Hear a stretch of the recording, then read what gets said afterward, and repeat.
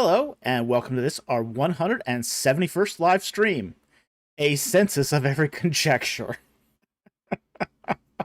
This is, of course, a reference to our previous Monday video where we did a Mr. EC show, Mr. Empty Conjecture.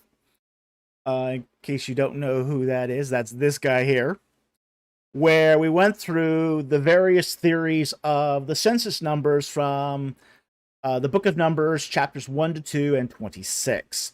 So if you haven't seen that yet, go back and check that out after the live stream. We also want to ask everyone who is a regular viewer to please hit subscribe and hit that notification button. Now, we don't normally ask people to do this, but it looks like YouTube has put us into a bit of a, how do I say this? A place where they're not promoting our work like they used to. Okay, we noticed this week that our subscribers flatlined, so that's usually an indication of a shadow ban. So we don't know how we offended YouTube, but it looks like we might be under a shadow ban. So if you are a regular viewer and you have not subscribed, please do so. It does help the channel out. Okay, so with that said, let's get into the questions. The rules are the same as always, which is super chats have priority. Nothing new there. That's true across every YouTube channel. But we do take non-super chat questions too. But we ask, if you ask a question, that you direct it to me personally with a Q and a colon at the beginning. If that Q and the colon's not there, the question may as well not exist. We don't see it.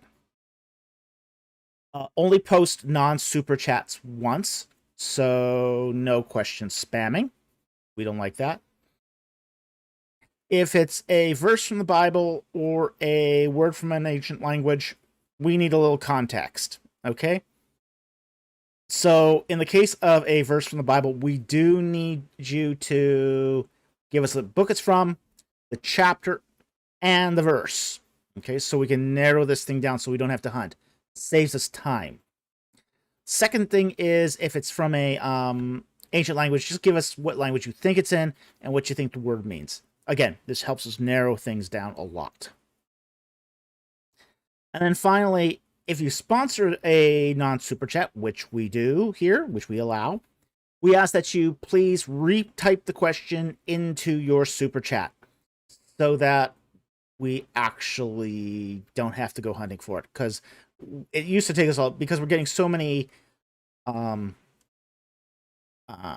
comments now on our live chats, it's taking a lot of time to just scroll back. So we just ask you to save us a little time and help us out in that respect. Okay? So that said, let's get into the questions.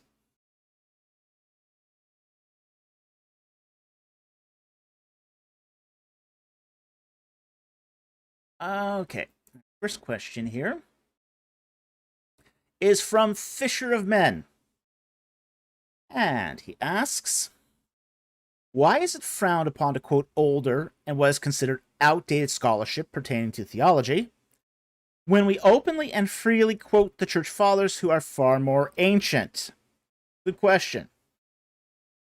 Well, there's a couple reasons. First of all, a lot of this is going to depend on our tradition, okay? Now, in some cases, some traditions are going to quote the church fathers a lot more than others. Like, for example, the Greek Orthodox are going to quote church fathers all over the place. Okay, that's one of their primary sources of authority. So for them, quoting church fathers is second nature. Now, when you do, say, more academic work, quoting the church fathers can be a hazardous proposition, for the same reasons that quoting an older commentary can be a hazardous proposition. It's not always a good idea to quote a church father over, say, a more recent source. Let me give you a, because frankly, not everything the church fathers say is gold, okay? And we got to be very, very cautious as to how we use the church fathers. Let me give you an example from Justin Martyr. Okay, now this is going to be from the Ante-Nicene Fathers, Volume 1, page 383. I'll pull it up here. Okay, and this is Justin Martyr talking to Trypho.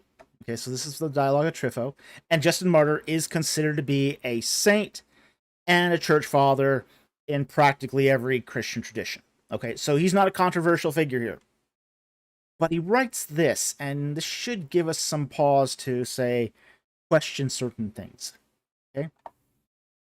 And he says, now, this King Herod, quoting for you from chapter 78, at the time when the Magi came to him from Arabia, now, this is Roman period, this is the Roman province of Arabia, which means Sinai and Midian. This is a contradiction of scripture right here, because scripture tells us the Magi was from the east, Anatole. Okay? So he's incorrect here.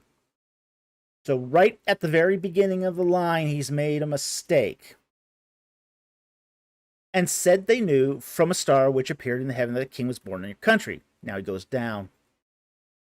According to the Magi from Arabia, came to Bethlehem and worshipped the child, and presented him with gifts of gold, frankincense, and myrrh, but returned not to Herod and warned revelation after the children. Now, that's okay, and some of the basic stuff that he copies here from the Gospels is fine. But then he gets on to the actual birth. And let's see if I can I highlight this so you see it? Yeah, this part. Okay, you saw Mechanique?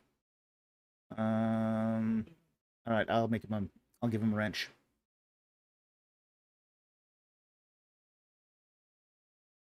Okay, Mechanique is now a moderator. Congratulations, Mechanique, you got a wrench. Okay, now this part here says, but when the child was born in Bethlehem, since Joseph could not find lodging in that village, he took up his quarters in a certain cave near the village. Now, we know from the context, the ancient Near Eastern context, that he was born in a manger. And the text says a manger. Now, a manger was a little sort of lean-to that went against a building. Okay?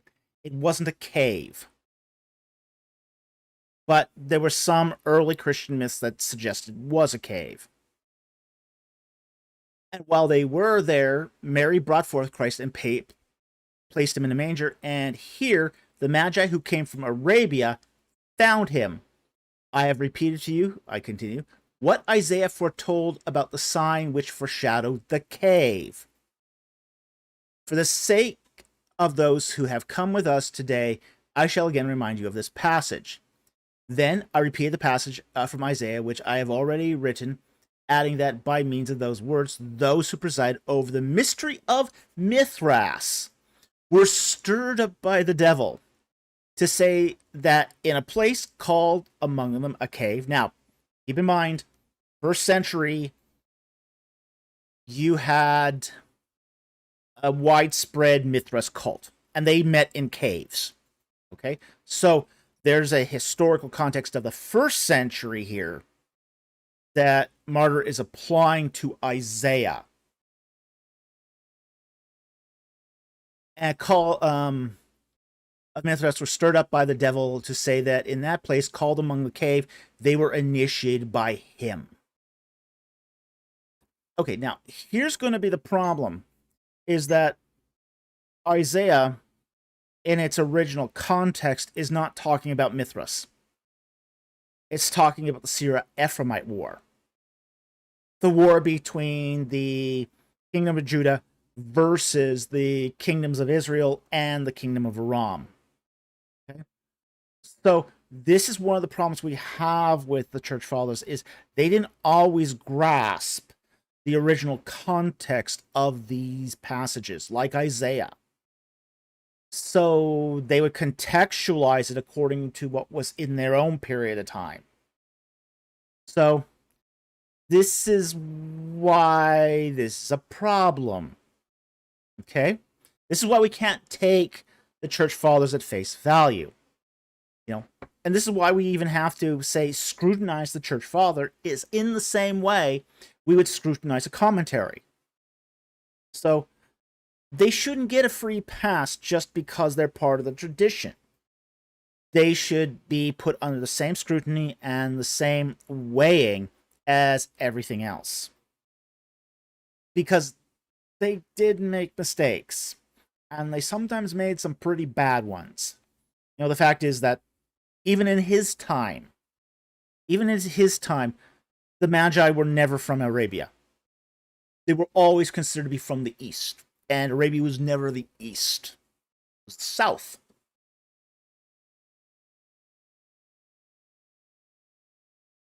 Yeah, this is the Magi and the manger.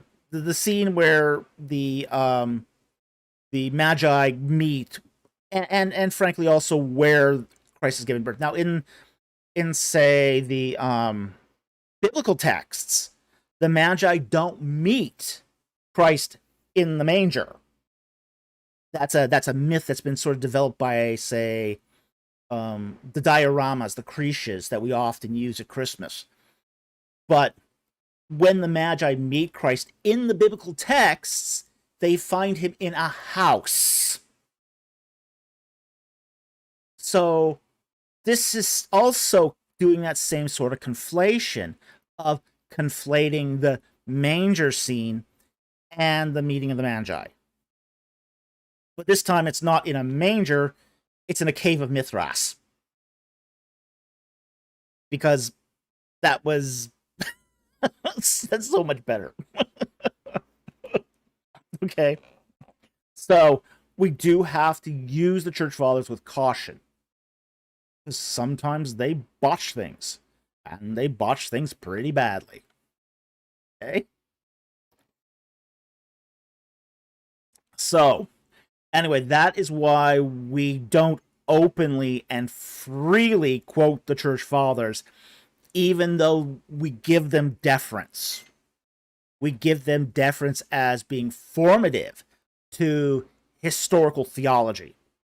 And that's really what we're talking about here when we talk about church fathers here is historical theology. We still have to go back to the biblical texts to get our exegetical theologies. Our exegetical theologies, our biblical theologies, all that still has to go to the biblical texts. And commentaries can help us with that sometimes a lot more than the church fathers can do. That's because the understanding of Greek that we have today is not exactly the same as even they had. Okay?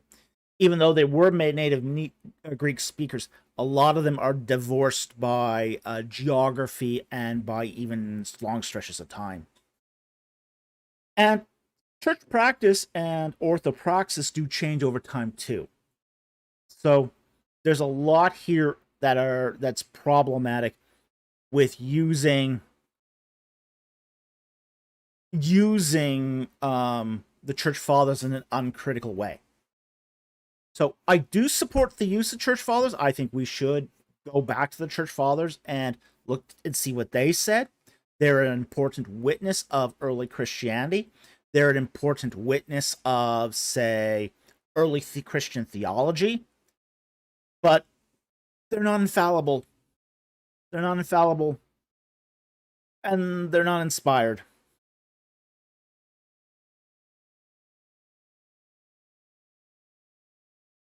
Jack Ray adds here.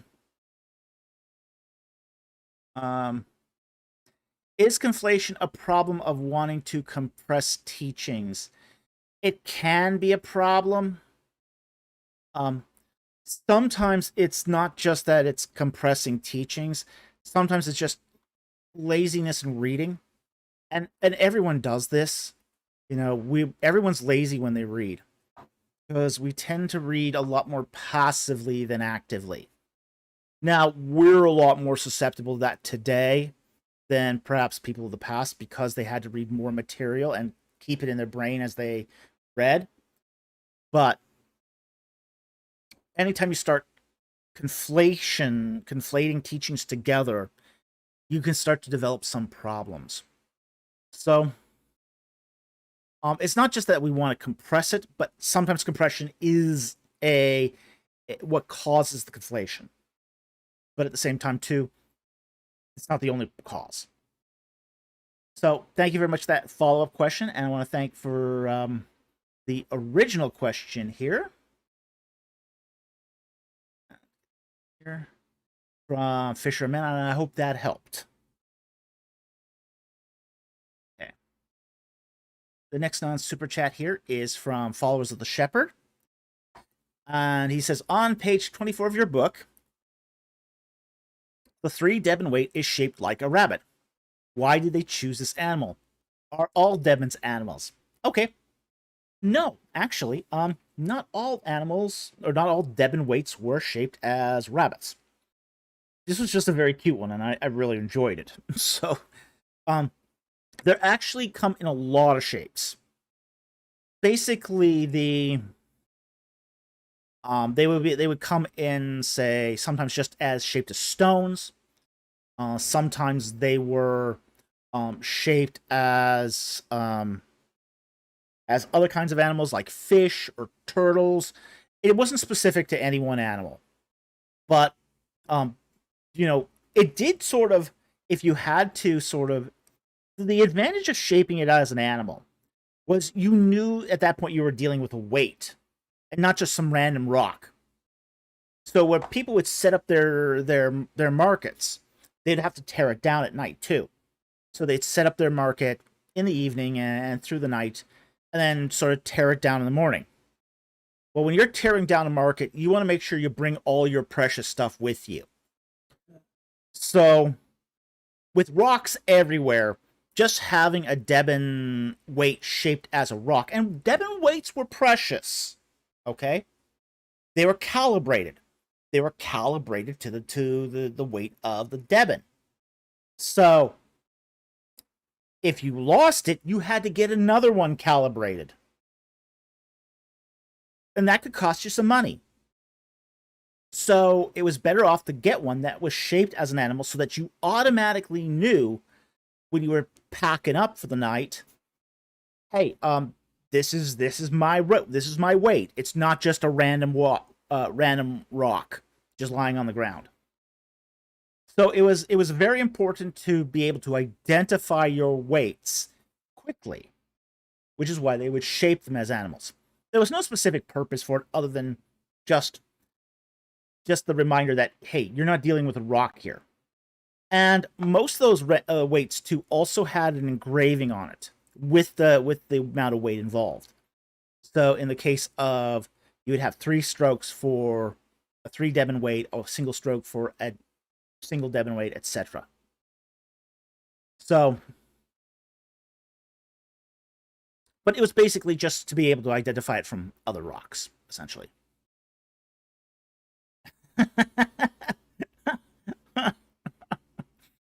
Dart blade. I get that up here. Will animal-shaped Debon weights be available for purchase on the tour? Boy, I wish they were. That would be a cool souvenir, honestly. I would love that. I would love that. That would be just so cool if Debon weights were available. I've never seen one. I've never seen one on for sale at a, say, in Egypt. But it would be cool. It'd be cooler than a lot of the tchotchkes you do get on tour. So, yeah, pretty much. Andrew Cahill says he picked rabbit weight because he likes rabbits. Yeah, I like rabbits. I have a pet rabbit. Let's see here. There's a picture of my pet rabbit. She's a sweetie. And she's even been on the live stream once or twice, but I don't like picking her up. She doesn't like being picked up, so. Otherwise, she'd be making a lot more appearances on the live stream. Okay. So, next one here.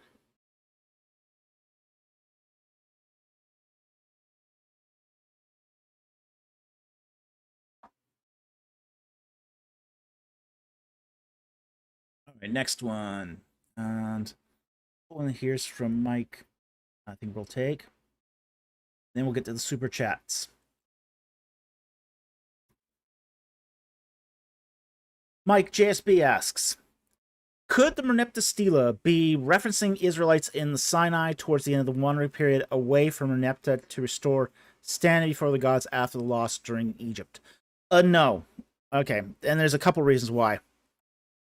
Basically, when he's doing his poetic section, it's arranged in couplets, and those couplets represent classes of certain adversaries. Okay, like for example, he's going to, in the Merneptah Stela, he's going to say, well, Libya has been defeated and Hatti is at peace. These are the Hittites. So two big powers, Libya and the Hittites.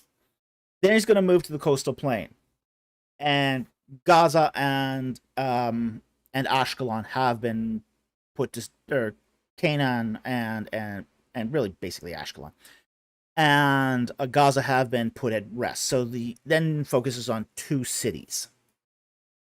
And then he focuses on, say, two wandering groups. So he goes up the coastal plain and goes into the Shephelah and then goes, okay, now we got two wandering groups of people that I pacified in Canaan.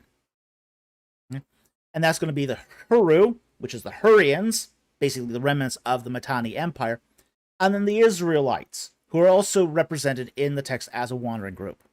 Okay? And then he conquers Yenoam and Gezer. And Gezer is his real reason for that campaign anyway.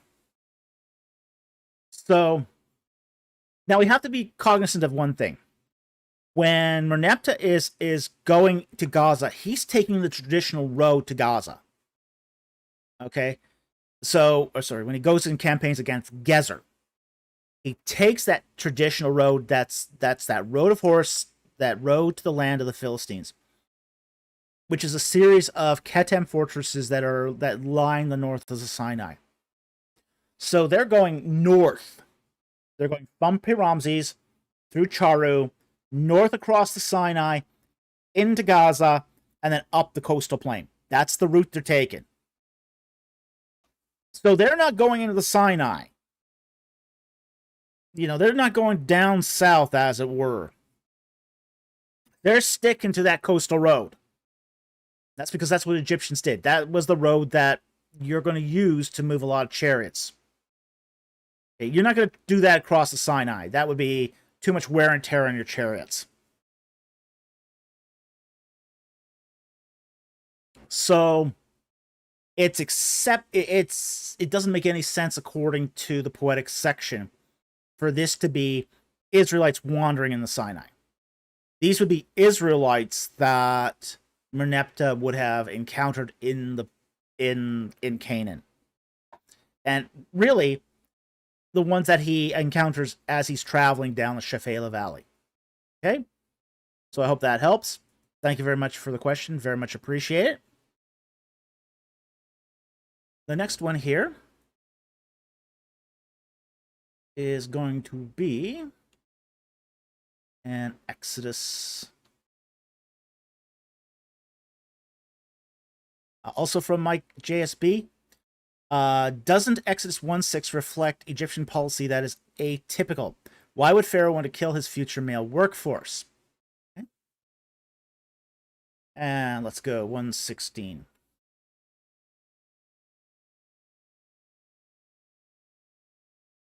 Okay, and the text in 1:16 says, and he said, when you are helping the women give birth and see them upon the birth stool, if it is a son, then you shall put him to death. If it is a daughter, then she shall live. Okay.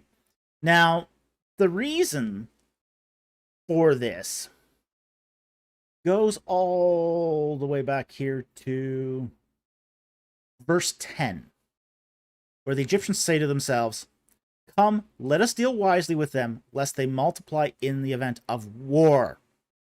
They also join themselves to those who hate us and fight against us and depart from the land. Now, here's the fear. At the time when this was taking place, Egypt was in a nasty war with the Hittite Empire. Okay?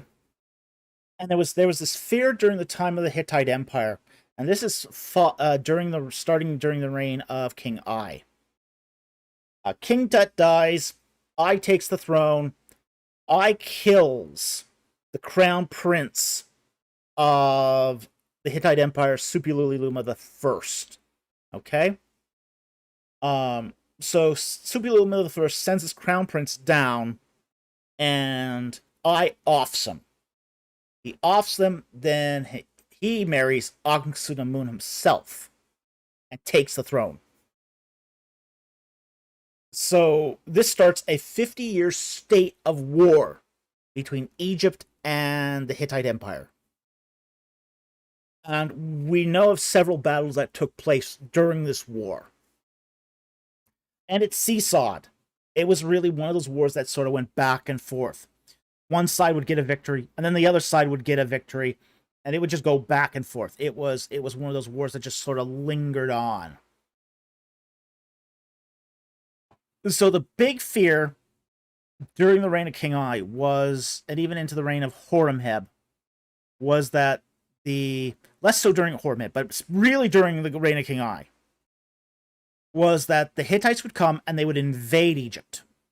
You know, they had secured a large portion of the Levant. And they were going to go down and they were going to conquer as much as they could. So this was sort of the impetus behind the whole killing of the young male children. So it wasn't that they needed to reduce the male workforce. The fact is they had sufficient amount of male workers to continue doing the slave pits. Okay, so they had not more than enough to continue to make mud brick. They did not need an ever increasing supply of mud brick. So they needed to make the workforce so that if the Hittites invaded, they wouldn't be a powerful enough cadre to side with them.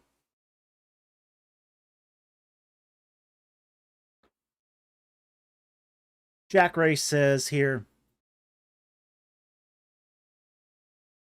so basically King Ai wanted to be a king more than maintaining the order of things. Yeah, pretty much. Yeah. Yeah, it was disastrous for Egypt. It was not a good war for Egypt. It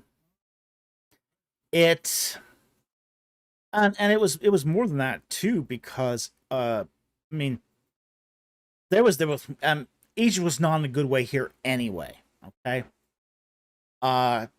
There was a succession crisis. Okay.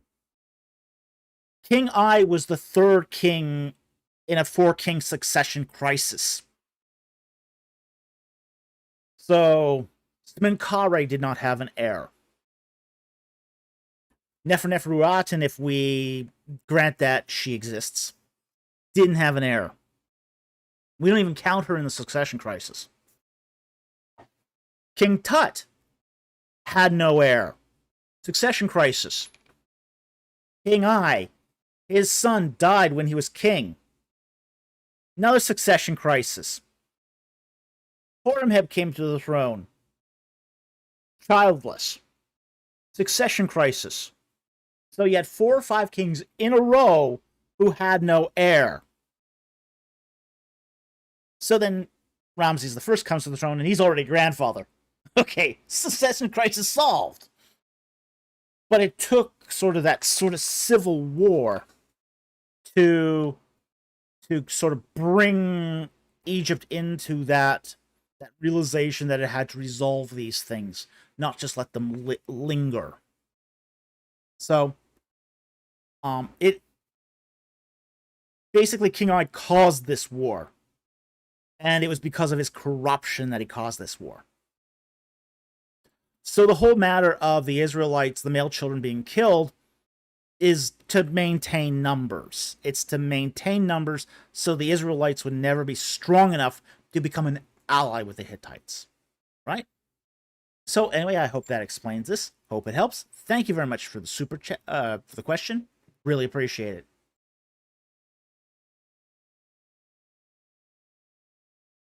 Okay, so that ends that the non-super chats, and I think we'll now go to the super chats here. Our first super chat here is from N Japonis Conrafi for $2. Thank you for the super chat. And he asks, biblically, are humans a dichotomy or a trichotomy? Now, what he's talking about here is what's sometimes called human anthropology or biblical anthropology. Are humans made up of a body and a soul? Or, which that's the two-part one, or are they made up of a body, a spirit, and a soul? This is the tripart being, or trichotomy. The Bible is not exactly clear on this. Okay? And where I stand on this depends upon which side of the bed I get out of in the morning. Okay? There are good arguments for either one of these. And as I say, it's all going to depend upon what your proclivities here are towards. Now, the sort of the biggest thing in favor of the dichotomy is the idea that it's simpler. It's simple. You have a body and a soul. And as a professor of philosophy once said to me, well, you either have a one-part human, a two-part human, and everything else. And he sort of said, if you got two parts, well, it doesn't matter really if you have three or more. So there is a simplicity to the dichotomy that is dichotomous being that is very attractive. Now, there is one compelling argument, I think, that would put that still keeps the trichotomous person on the map, which is the idea of, say, the body as a kind of community. One of the things that people have sort of discovered is you need a kind of community to develop intelligence. There has to be this sort of internal conversation that goes on in communities to develop new ideas and question things. So that the whole idea that there is a spirit and a soul that are talking to each other, well, similar to, say, the two halves of your brain, you know, they're sort of two almost autonomous things that are intercommunicating to develop intelligence. Yeah, that idea would give a tripart being credence.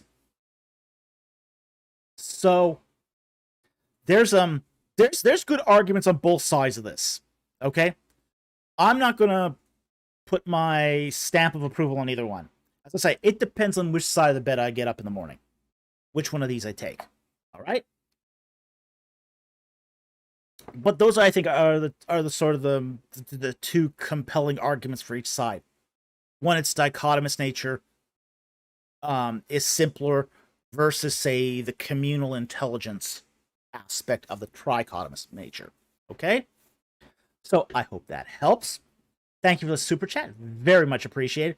It's an interesting question and one we can sort of speculate on. The Bible is not hard and fast on this. Even with verses like in I think it's the Psalm that says, my soul speaks to my spirit. You know, that's in a poetic text. So that's not exactly meant to be taken wooden literally. So the Bible gives you enough wiggle room on both sides of this issue. Okay, so I hope that helps. Thank you for the super chat. Very much appreciated.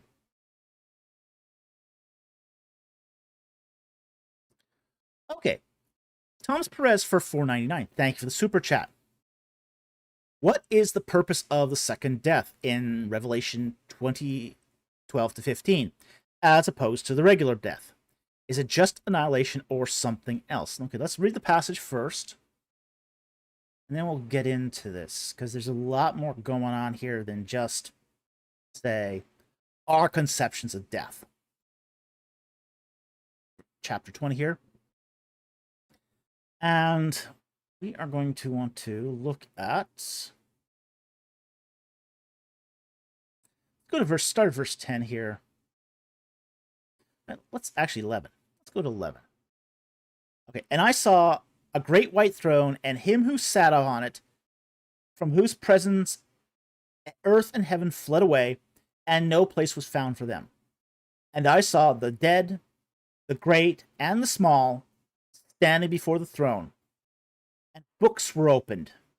And another book was opened, which is the book of life. And the dead were judged from the things which were written in the books according to their deeds. Now, if you're being judged according to your deeds, you're not in a good place. Hey, let's just get that right out there.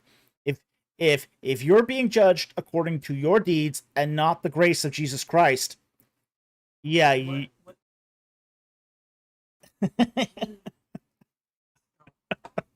yeah. The fact is that Christ erased the deeds but kept your name, okay?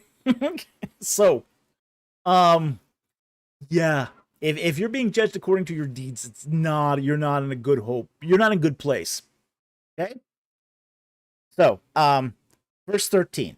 And the sea gave up the dead which were in it, and death and Hades gave up the dead which were in them, and they were judged, every one of them according to their deeds.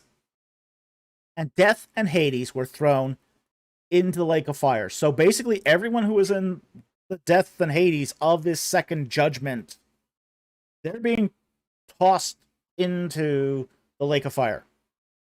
This is the second death, the lake of fire. And if anyone's name was not found written in the book of life, his name was thrown into the lake of fire. Okay? So yeah, it's Diane Loftus says, yikes. Yeah, it's a bone-chilling passage. Okay. Let's explain what the first death is. If you don't understand what the first death is, you can't understand what the second death is. And this is where people start getting confused. We are coming out of, in the West here, we come out of a how do I say this? An Enlightenment perspective. We have an Enlightenment perspective, a post-Christian Enlightenment perspective on death. And it's messed up. It's really messed up. We equate death with non-existence. You're dead. You don't exist anymore. That's it. That's the Western concept of death. That's not an ancient Near Eastern concept of death. And it's not a biblical concept of death. Death, according to the ancient Near East, and you can see this all through their literature. And it's not just the Bible, too. Everybody in the ancient Near East believed this.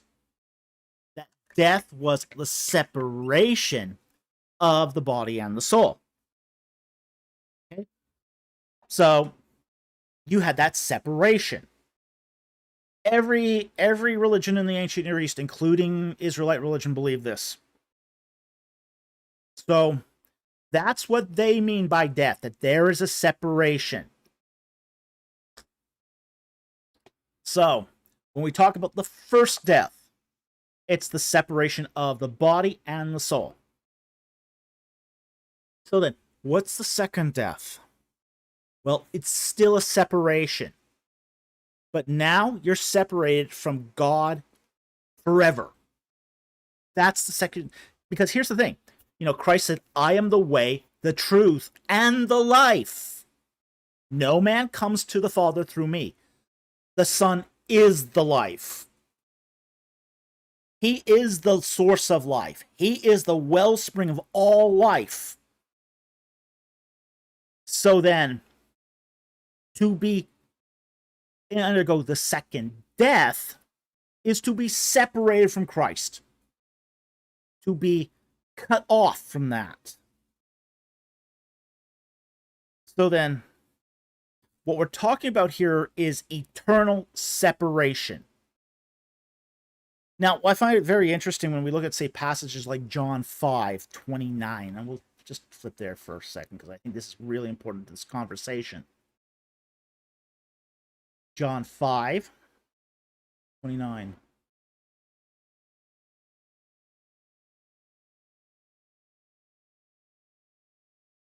Okay. Verse 27. And he gave him, this is the Son, authority to execute judgment because he is the Son of Man. Do not marvel at this, for an hour is coming in which all who are in the tomb shall hear his voice, and shall come forth, those who did good deeds, to a resurrection of life, those who committed evil deeds to a resurrection of judgment. This is one of the things I think is really interesting, this whole resurrection of judgment thing. Because they're given a new body. Everybody gets a new body. That's what they mean by resurrection. There's no other meaning for resurrection other than you get a new body. At least not in, say, the ancient Israelite context. So resurrection equals you get a new body. You are brought back to life. That's what it means to be resurrected. Okay? But one is a resurrection to life, and one is a resurrection to judgment. So what the second death is God gives the people who don't want anything to do with Christ a new body and says, okay, you don't want me. Here's a parting gift. God would have been totally in his prerogative and his rights to withhold that final body from the unredeemed. If God wanted to be really, really vindictive about this, now people get on God's case for being for doing justice, punishment for sin. But if God really wanted to be vindictive, he could have said, okay, yeah, no body for you. You can have the judgment and no body for you. Now, that would be vindictive. Yes, Kiara says here, can you imagine eternity with no ability to act? Yeah, that's what we're talking about here. No agency, no ability to act, no ability to interact with your environment. You'd be nothing but a shadow in pain.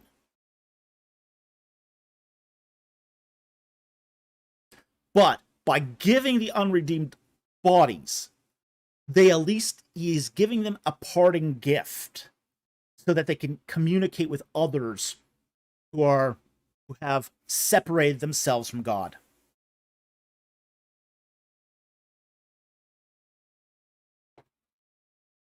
So this is what we mean when we talk about the second death.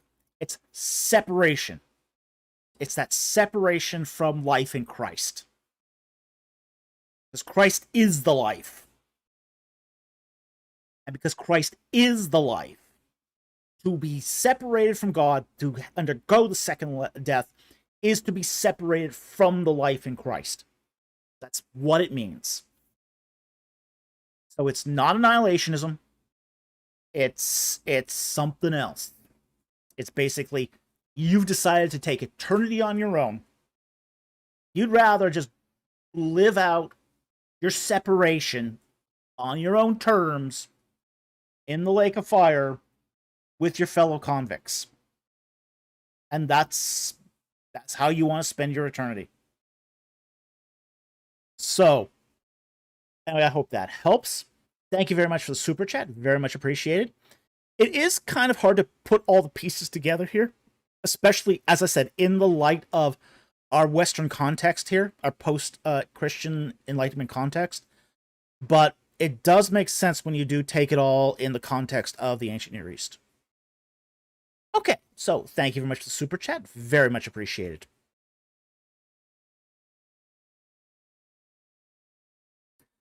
The third super chat here is from Aaron Richard. Thank you for the super chat for $10. Very much appreciated. Can you give background on Numbers 30? from what I got so far, these vows were to deities. These were not to control women, but to show vows can have negative effect on her family. Okay. It isn't to control women. We can show that in a moment here. Okay, now the real sort of, we'll read the text. How long is it here? It's 16. It's not that long. All right, let's read the text then. Numbers 30, and we'll actually start with verse 2. Okay. If a man makes a vow to the Lord or takes an oath to bind himself with an obligation, he shall not violate his word. He shall do according to all that proceeds out of his mouth. Also, if a woman makes a vow to the Lord and binds herself by an obligation in her father's house in her youth, and her father hears the vow and her obligation which she has bound herself, and the father says nothing to her, then all her vows shall stand, and every obligation by which she has bound herself shall stand. But if her father should forbid her when he hears of it, none of her vows or her obligations by which she has bound herself shall stand. And the Lord will forgive her because her father had forbidden her. However, if she should marry while under her vows, or the rash statement of her lips by which she has bound herself, and her husband hears of it, and says nothing on the day hears it, then her vow shall stand, and her obligations by which she has bound herself shall stand. But if on one day her husband hears it, he forbids her, and she shall annul her vow by which she is under, and the rash statement of her lips by which she has bound herself, and the Lord will forgive her. But the vow of a widow or a divorced woman, everything by which she has bound herself shall stand against her. However, if she vowed her in her husband's house, or bound herself by an obligation with an oath, and her husband heard it, but said nothing to her, and did not forbid her, then all her vows shall stand, and every obligation by which she bound herself shall stand. But if her husband indeed annuls them on the day he hears them, then whatever proceeds out of her lips concerning her vows, or concerning the obligation of herself, shall not stand. Her husband has annulled them, and the Lord will forgive her. Every vow and every binding oath to humble herself, her husband may confirm it, or her husband may annul it. But if her husband indeed says nothing to her from day to day, then he converts it. All her vow and all her obligations which are on her, he has confirmed them, because he said nothing on the day he heard them. But if he indeed annuls them after he has heard them, then he shall bear her guilt. These are the statutes which the Lord commanded Moses between a man and his wife, as between a father and his daughter, while she is in her youth in her father's house. Okay. Now, this breaks down to essentially mostly three groups of people: men, women under their father's authority, women under their husband's authority, and women who have no authority. Okay? So it breaks down into four groups. Now, if you're a man, you make a vow, doesn't matter how old you are, you're stuck with it, because you don't have authority. Even a child under his father in that culture is an authority unto himself. So there's so a man is always obligated to keep his vows. Okay, so that's just part of the cultural milieu. Now, in the case of the second two groups, a woman under her father's authority and a woman under her husband's authority, these are two instances where the woman is not financially responsible. She bears no responsibility for her vows, even though she's forced to keep them if dad or the husband doesn't speak up. So comes down to a real practical matter, where in these sort of cultures, the buck stops with who holds the purse string. Okay, the buck stops with who holds the purse string, and this has been true of many cultures. Voltaire and his wife, was it mistress? I thought it was his wife who was signing. Was that a mistress? That was a mistress. Okay. Uh, oh, it was the mistress's husband. Yeah, yeah. Voltaire had a mistress, but the mistress had a husband. Okay. This mistress was going all over Paris, making contracts that she had and loans that she had no intention of paying off. She liked to play poker with princes. Okay, she was a colorful character. But her husband had to go around to all her debtors and basically say, whatever she asks for, I'm not going to make good on. Yeah. Yeah. And in fact, even though they were told, if you loan her money, that's your problem. Yeah, because under French law, legally, it was his obligation to pay it. So he had to actually go to the Pope and get a special dispensation to be forgiven of all those debts, and basically said that, hey, she's not responsible under his authority to enter into those contracts. Okay, so that's what we got here: is two situations, a young woman under her father's authority and a wife under her husband's authority that don't have financial responsibility.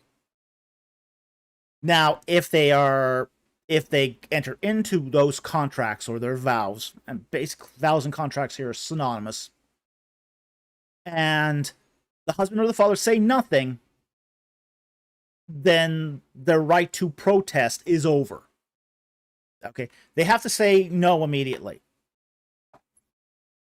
Now, in the case of the fourth category, which is widows and divorced women, they're no longer under the authority of a man. So they hold the purse strings. They're in their own house. They have their own purse strings. They have their own financial responsibilities. And because the buck stops with them, they have to fulfill their contracts. So that's really what's going on here. This is not about who controls women. It's about who controls the purse strings. Dad controls the purse strings while he's dad. The husband, and frankly, in the case of, say, marriages, your first marriage is usually arranged. So the husband didn't even get a choice on what wife he chose, as the wife didn't either. So if this new husband, gets a wife who's saddled with a lot of debt, that's going to destroy the family situation. So it gives the new husband the prerogative to say, nope, I ain't having part of that debt. That's not my bit. My problems begin at the marriage, not before. So it gave, say, the husband injunctive relief from legacy debts.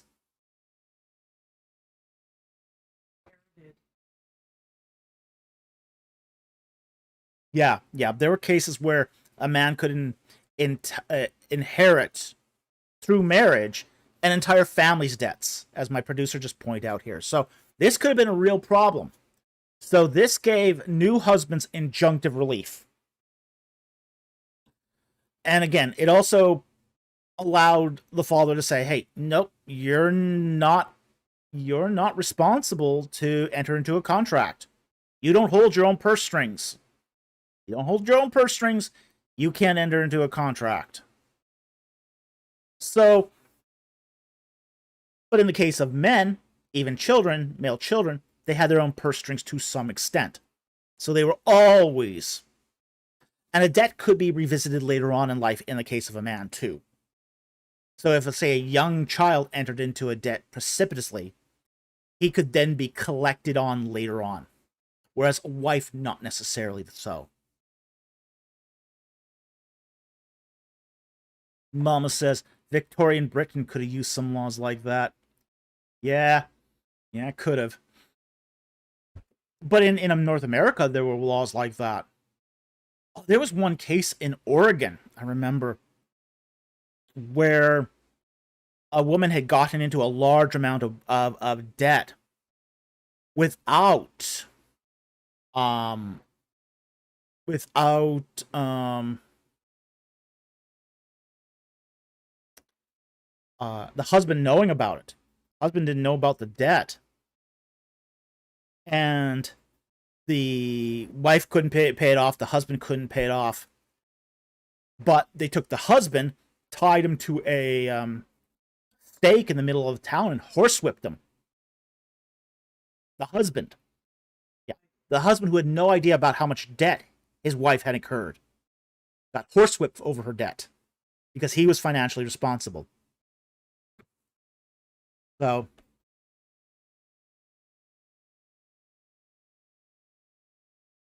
yeah.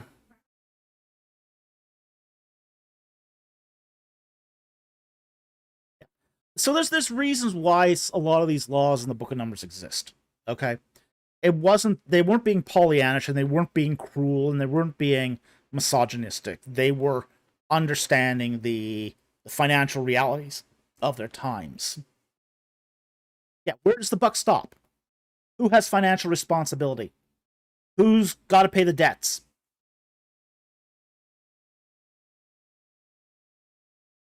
Well, we also have, in this day and age where women do have their own jobs, they do control their own purse strings.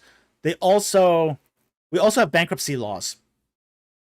If one partner gets into a huge amount of debt in a marriage, there is injunctive relief through bankruptcy. So we've got modern laws that compensate for these sort of situations in other ways. So we're still dealing with the same problems. It's just they're just handled differently these days. Okay, so thank you very much for that super chat. Very much appreciated, and I hope that helps. Next one here. Going to be from a very, very generous super chat from 1000 MPG. Thank you very much for the super chat for $100. Thank you so much. That's a very generous super chat. We really appreciate it. Super chats like that really help to support our channel and keep food on our table, especially now that inflation's spiraling out of control.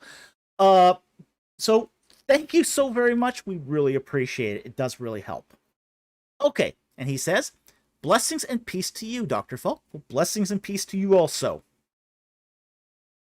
Your channel has blessed me in so many ways. I so wanted to thank you. Well, praise the Lord.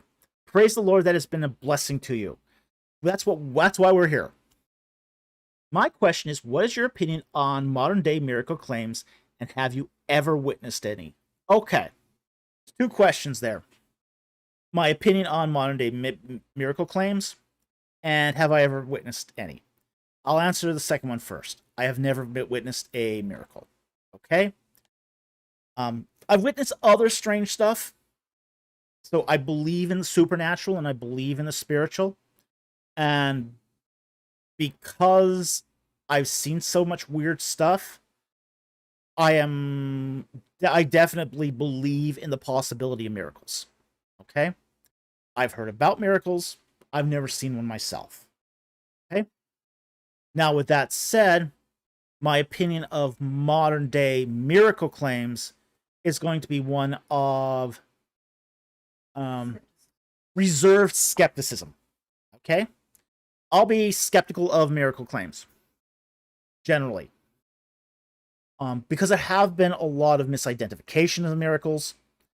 There have been a lot of scams that have been presented as miracles.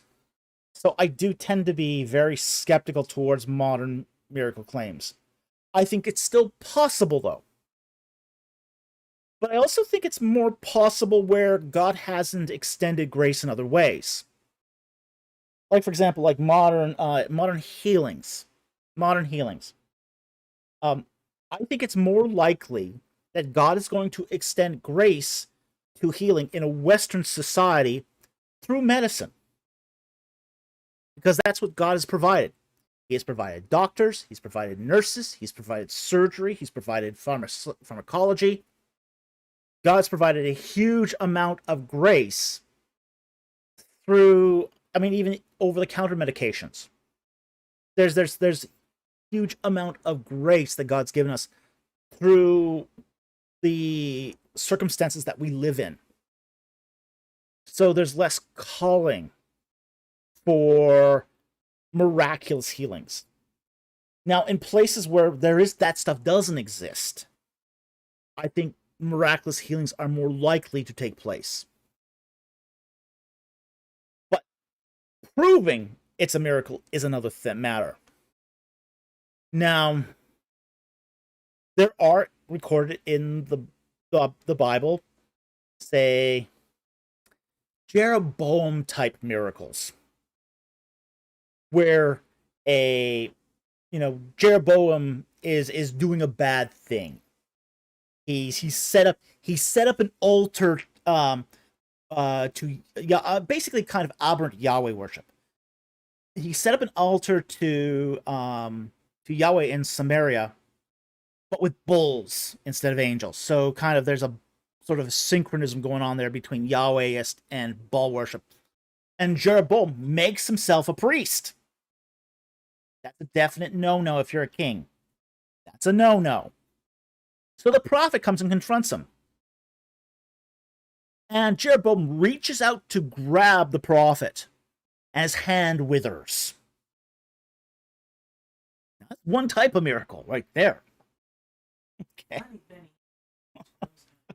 Yeah, Benny Hinn never shows us a withered hand. A hand withering before our sight.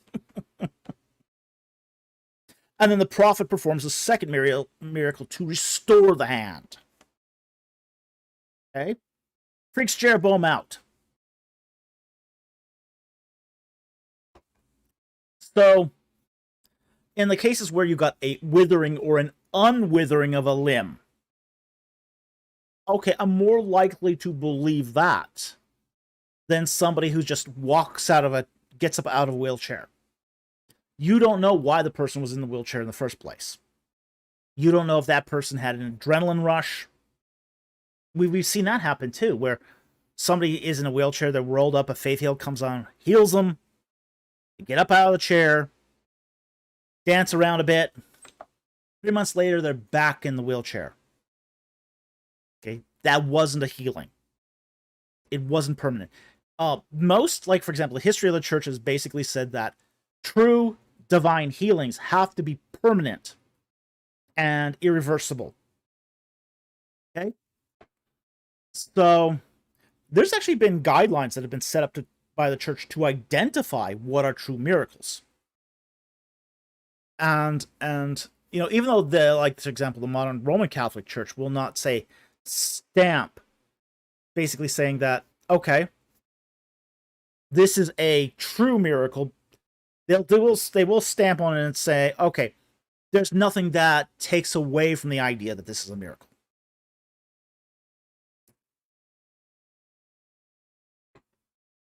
So, I mean, I heard of one in a local church I used to go to. I knew this person personally, who as a child was healed of a degenerative spinal condition. Now, that was permanent. That was permanent. That was diagnosed. There were X-rays. There were X-rays of her degenerative spine. Okay? Now, it was a genetic thing, but she was healed of it. For some strange reason, under God's grace, she was divinely healed. She was not healed through medicine. She was not healed because back in the 1970s, they had no treatment for degenerative spine conditions. So this happened basically a couple years after I was born. So yeah, there was so I do believe miracles exist. I do believe they happen. But at the same time too, they're not common. They're not common. They happen less commonly in the West. Now, there are other kinds of phenomena that are happening more in the West now than, say, in Africa. And we're going to use Africa here as an example. Okay? Like, for example, spiritual phenomena, when you look at, say, Africa versus America, they're almost like reflections of each other in some ways. Like, for example, you go to Africa today, tribalism is very rare, like tribal religions. Animism has become exceptionally rare in Africa. Demon possession has become very rare in Africa. Healings are still very common in Africa. Now in North America, healings have become very rare. Demon possession is starting to become really common. So you can kind of see that the two sides of the mirror there on where one's spiritual versus where one's technological state is. And so in many ways, America and Africa mirror each other in that respect. So I do think there are times when, say, in certain places and circumstances, divine healings are a lot more common. But with that said, too, there's a lot of shysters and a lot of hucksters and a lot of con men. And we have to exercise discernment when it comes to miracle claims. And show restraint when we are presented with a miracle claim. Don't just jump in and say it's a miracle. Examine it for if it's true. And if there's no reason to dispute that it's a miracle, if there's good evidence to suggest that it's a miracle, I'm okay saying, hey, you know what? We don't understand why. And it could be a miracle. Okay? But that's probably the limit to where we would make the claim. Is it could be a miracle if we have no evidence against it. And some evidence that would say that there was a real healing. Okay? So, anyway, I hope that helps. Thank you very much for the question. Great question and very generous super chat. Thank you so very much. Addison Weir for 199. And he asks, is the historicity of the fall, and he means here the fall of man, a hill to die on? And the answer is yes. It is a hill to die on, but okay. Here's the but. The brass tacks, what we actually mean by the fall, is subject to incredible nuance. Now, as I get older, and as I learn more about the scriptures, I see more and more nuance in the texts. So then when I look at, say, something like the fall, I am absolutely convinced there was a fall. Scripture teaches it. It's part of the plan of redemption. Without a fall, you wouldn't need Christ's atoning sacrifice. The fall is a hill to die on. But what exactly does the fall mean is going to be another question. Now, it does seem that within Scripture that there's multiple falls.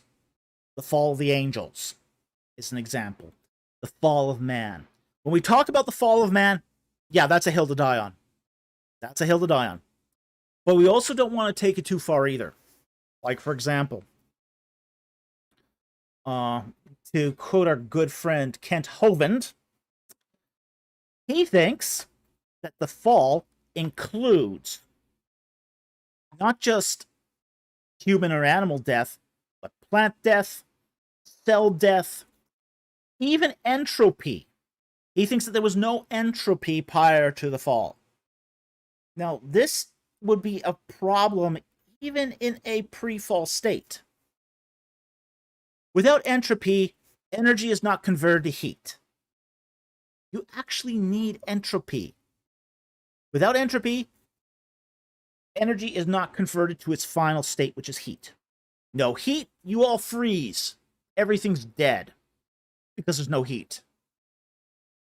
You need entropy for heat. So, there's an example of a guy who has interpreted the fall to be something that is well beyond what Scripture would suggest. There does also seem to have been some kind of death prior to the fall of man. At least cell death. Because people are eating plants. You don't eat plants without breaking down the cells. There's no nutrition. All the nutrition is inside cells. If you're not breaking down cells through digestion, you're not eating it. So, when we look at this, we have to say that there is, at least in its ritual context, okay? So the ritual context of the fall, which is that mankind has violated sacred space through disobedience and is thrown out of the garden. And now all of mankind is under condemnation for that. Yes, that's something to die on a hill for. Definitely. That's the biblical definition of the fall. That's something to die on a hill for. Some of the added nuance, no. There's implications that people have added on to the fall that are go well beyond what the Bible would suggest. And those you are free to reject. Okay? So I hope that helps. Thank you very much for the super chat. Very much appreciated. But again, it's a matter of context here. It's a matter of context. It's a matter of proper biblical exegesis. And it's basically saying where the text is and what it's not actually claiming. So I hope that helps. Thank you so much for the super chat.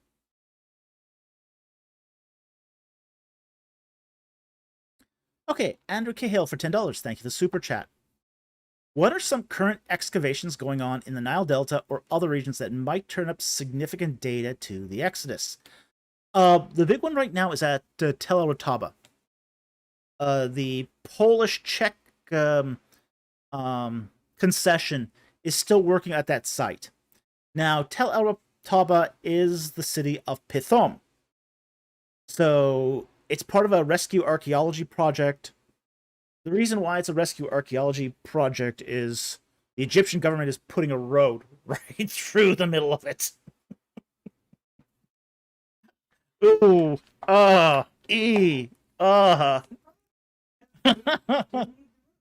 They do need the road. And they've already built the road. Okay. So they're just trying to do excavation around it because they know as that road is used, it'll erode the surroundings. So it's part of a rescue archaeology project. Rescue archaeology always gets the priority on these things, unfortunately. Or fortunately, depending on your perspective. We're grateful for it, but there's a lot of important archaeological projects that still also need to be done. Okay.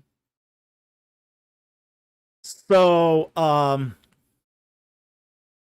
Thomas Perez, what would we hope to find at Tel El Rotaba? Basically, well, one of the things we would like to find is more of those storage silos. Okay, because those were built by the Israelites, especially the Ramesside ones. Okay. More excavation needs to be done on the Temple of Atum. We know that Ramses II built a Temple of Atum there. That's where the Pithom gets its name from, is Per Atum. And it was named during the time of Ramses II. So we found part of that temple. We found some of the statues from that temple, but we haven't found the whole thing. So that'd be a lovely little temple to find. That would be absolutely magnificent to find. The Ketem Fortress itself, the boundaries of that still needs to be excavated. We have found some of the living dwellings there, but more needs to be found. It does need. It's a bigger site than was originally anticipated, and they still are doing lots and lots of work. It's an annual project there, so.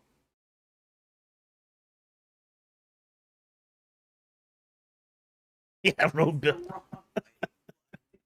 And Black says, uh, where did you put it? Well, road building is one way to do archaeology. It's the wrong way, but it's a way. Yeah, archaeology by bulldozer is never a great way to do archaeology. And so,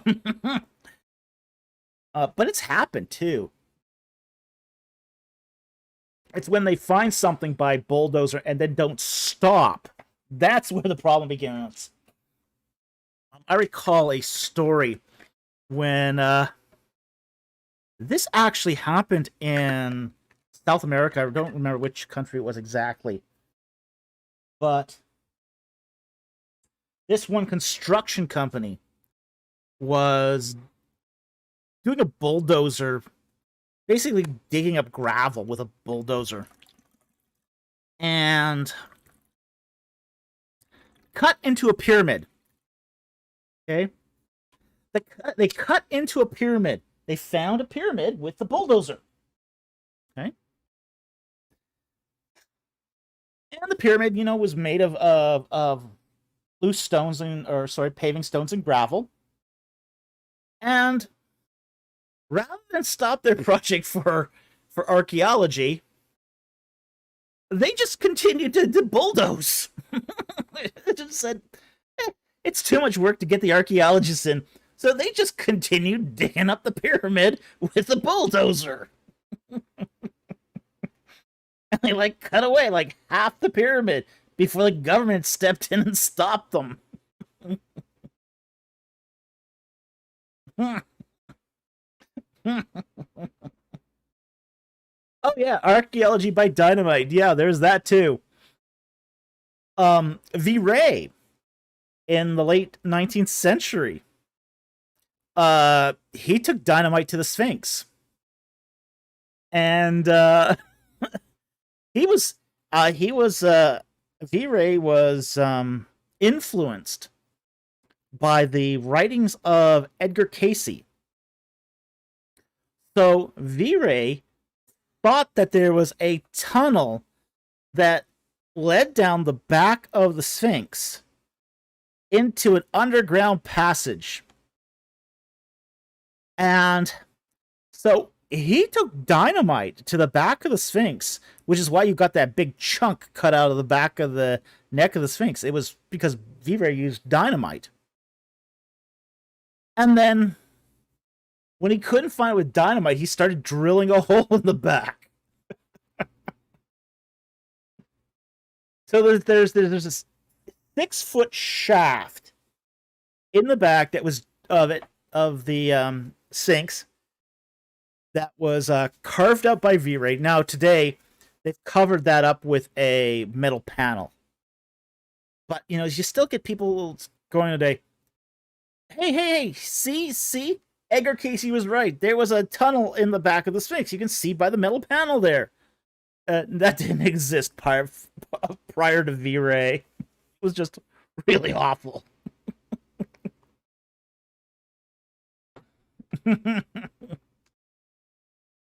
Yeah, so there were people who did archaeology by dynamite, that's for sure.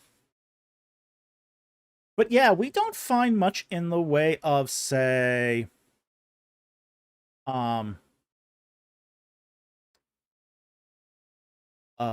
archaeology in the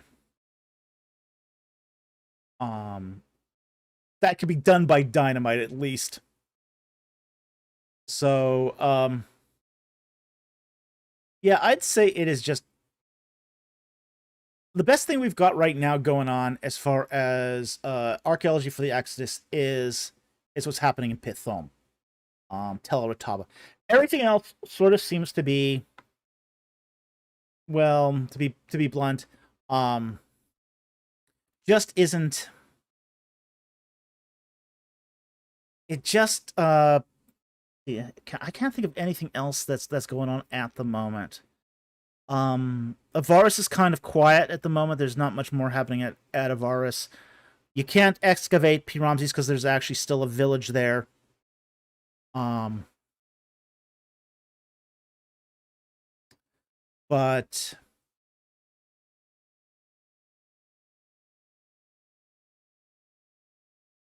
I would like to see what I would like to see is I would like to see some more excavations done south of the old estuary.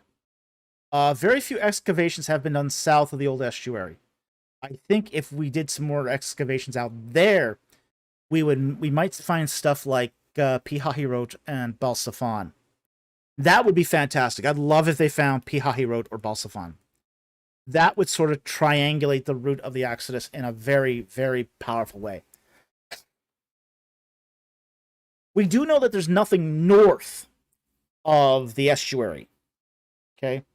So it has to be Pihahirot and Balsafan have to be south of the estuary.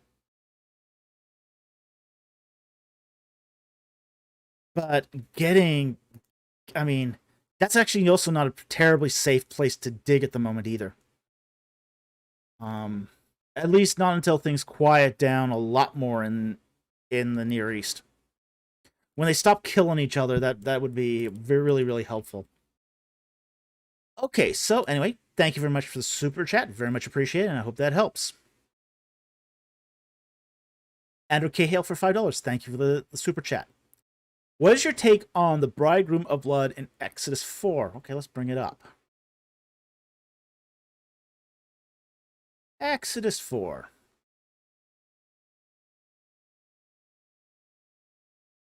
And the chapter here.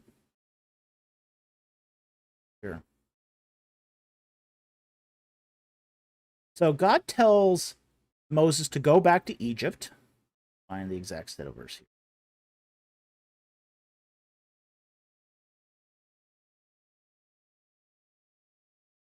Okay, and it's a very small snippet here of what's going on.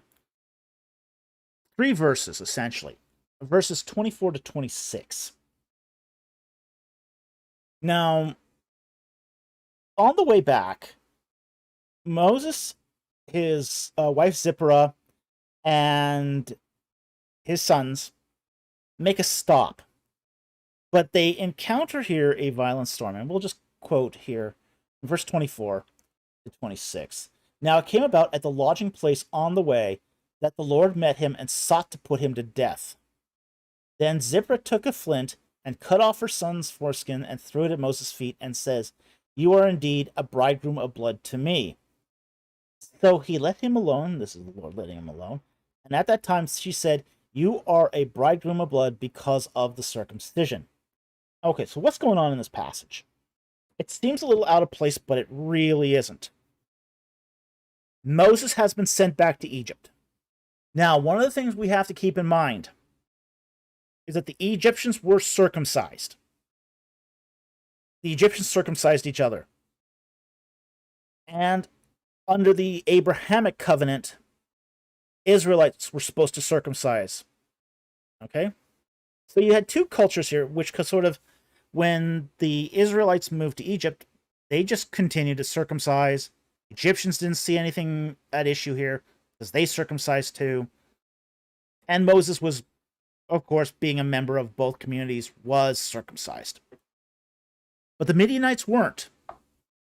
The Midianites did not circumcise. So Moses goes to Midian for his 40 years. And he marries Zipporah. He has a couple children. He has a couple sons. And he doesn't circumcise them. He raises them like Midianites. Because they're in Midian.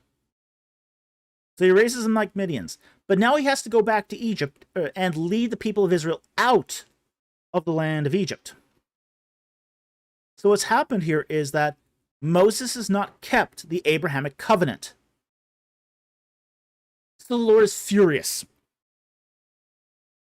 The Lord's basically going to goes to Moses and says, I'm going to kill you.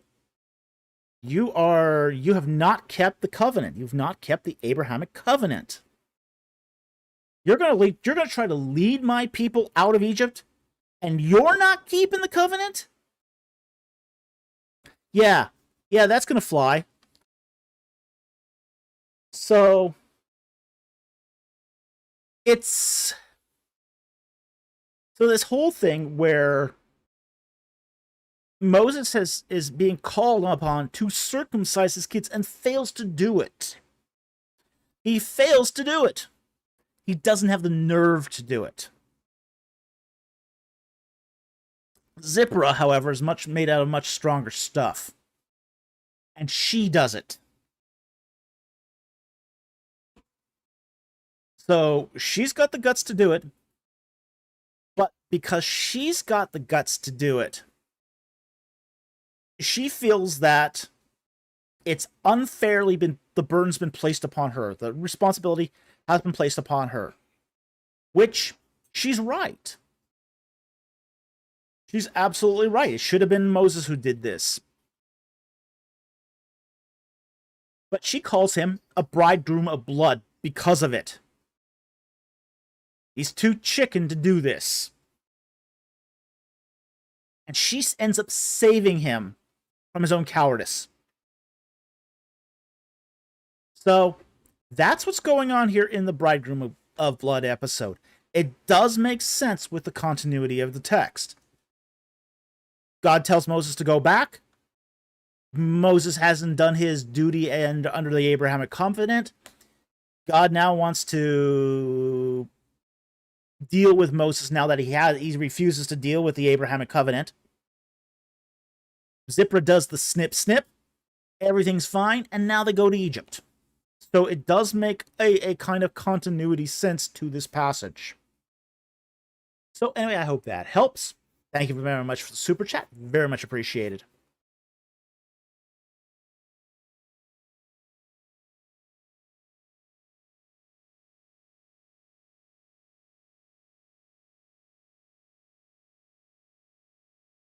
Yeah, if the Midianites, as my producer pointed out, if the Midianites did worship Yahweh without the Abrahamic covenant, then it is also the case, too, that they wouldn't have practiced circumcision. So, yeah. I want to thank Jack Ray for 10 Egypt in the Bible memberships. We appreciate your support of the channel very, very much. And thank you so much. Okay. Mama points out here. So Moses can murder someone but not snip his son? Once again, God uses broken people so that he is glorified instead of the person. Yeah. Oh, yeah. Totally. Okay. Wow. Jack Ray gifted 50 Egypt in the Bible memberships. Wow. Thank you so very much. That's very generous. We really appreciate that. Thank you so much.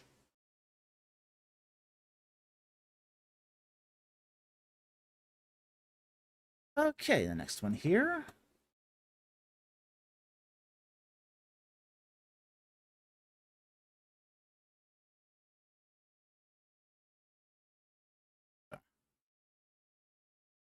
And next one here. Next one here is from Mechanique for $2. Thank you very much for that super chat. Rumor has it that Dr. Falk doesn't like the diatessaron.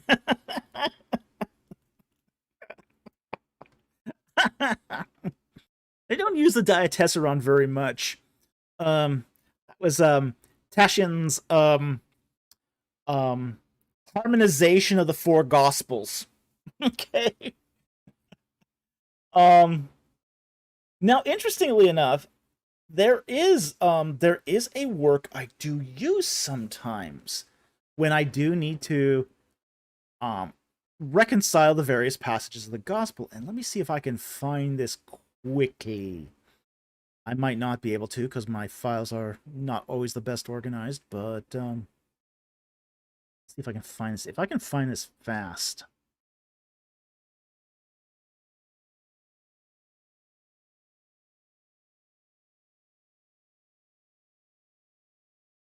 Hmm.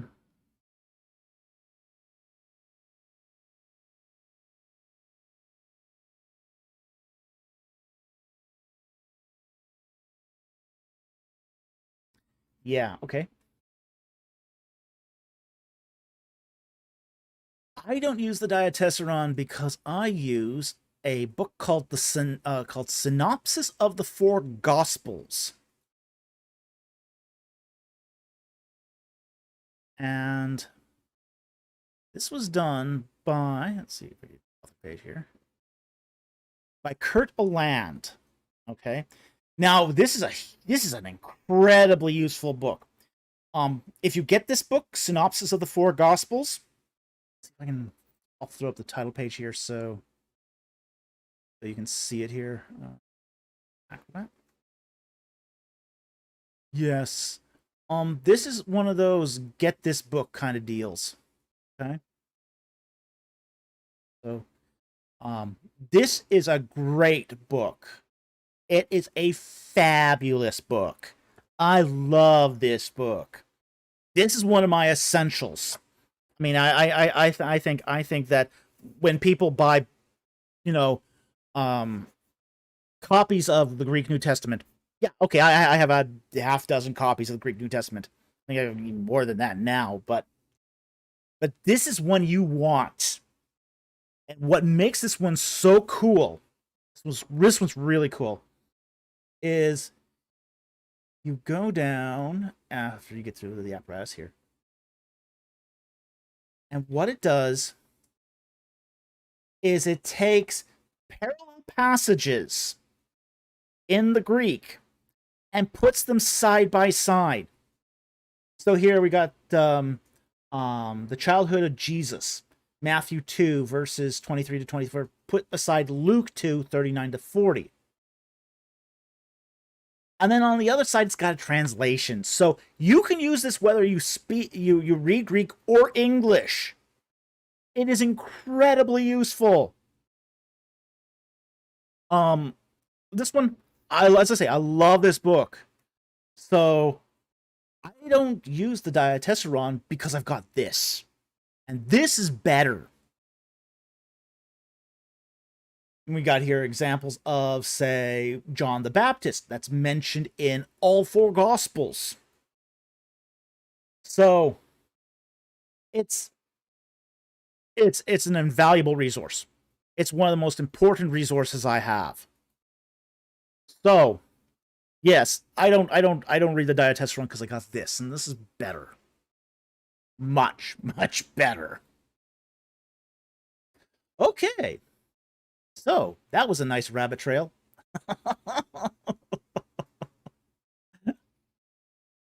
So anyway, thank you very much for the super chat. Very much appreciate it. I know that's not where you're driving with this, but it just struck me. Hey, why would I read the diatessaron when I got something better? Synopsis of the Old Testament, much better.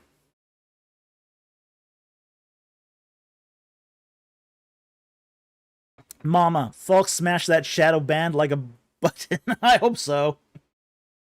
Well, we thought we were going to hit 14,000 subscribers this week, but because we were real close, like we were like only 10 away. So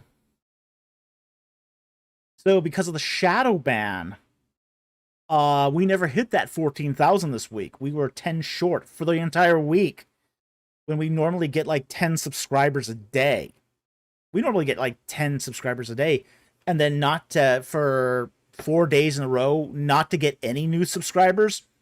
Yeah, we're probably shadow banned.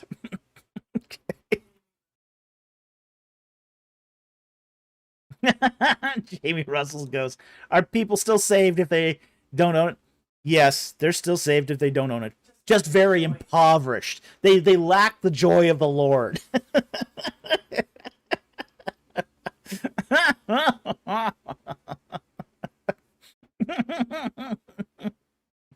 You cannot have the joy of the Lord without the synoptics of the Gospels.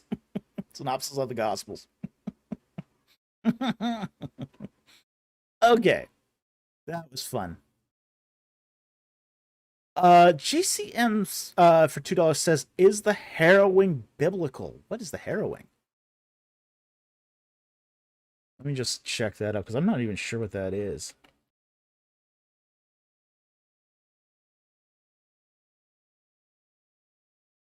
Uh, I don't know what you mean by harrowing,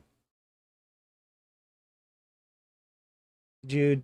The harrowing of hell is when Jesus goes to Sheol. Oh, okay, okay. Um, Here's the issue with this. Okay, so that's what he means. Okay, the harrowing of hell is where Jesus goes to Sheol. Okay, now there's going to be this is a yes and a no thing, like a lot of things in life. Um, did Jesus go to Sheol? Yes. Did he go to hell? No. All right. There's a reason why. Okay, there's a reason why. Um, Jesus went to Sheol to preach the good news to those who are saved and the judgment to those who weren't. Okay? So it was to set the sinners free. Now, he did not go to hell. He did not go to suffering. Okay? He wasn't on that opposite side of the tracks. Now, we do know from certain parables that there was a two-way communication between both across the tracks, as it were, across the gulf. There was a gulf that separated Abraham's bosom from Hades' hell, as it were. Okay? So Jesus never entered the Hades hell portion of Sheol because there's no good news for them. There's no good news for them. They're being told that yeah, it's judgment is there. The Christ entered Abraham's bosom to basically tell those who were saved in anticipation of Christ that it's finished. Sin's been paid for. Now you can go to heaven. So a lot of this is going to depend on what you mean by the harrowing and what you mean by hell. Okay. Now, unfortunately, the Latin form of the creed, where the creed says in the Greek that Christ descended to Hades. In the Greek, Hades refers to both compartments. Either compartment is Hades. It's a neutral abode of the dead. Okay. But the Latin, unfortunately, translates Hades as Inferno, which I think is really problematic. I think that translation is deeply problematic. It adds a nuance that's not in the original creed. It's not in the original creed. So that's the issue here. So the question is, it's going to depend on what you mean by harrowing. It's going to depend on what you mean by Hades. Okay, and I've heard it turned both ways, in the respect that Jesus went to Sheol, the Abraham's bosom side, set the prisoners free to go to heaven. Perfectly biblical. No problem with that. Christ did descend to Hades, because Hades, again, is a neutral term. To say that he went to Inferno and suffered in Inferno That's unbiblical. Sins were entirely paid for on the cross. Christ did not have to suffer in hell for our sins. It's paid in full on the cross. To tell us die. So it's going to depend on what you mean by the harrowing. Again, I've heard this doctrine used both ways. One form, it's biblical. One form, it's unbiblical. So, hope that helps. Thank you for the super chat. Very much appreciated.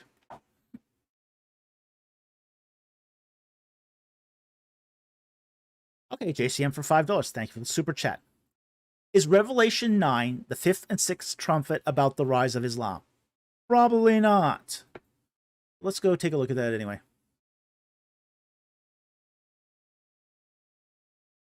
Revelation, chapter 9.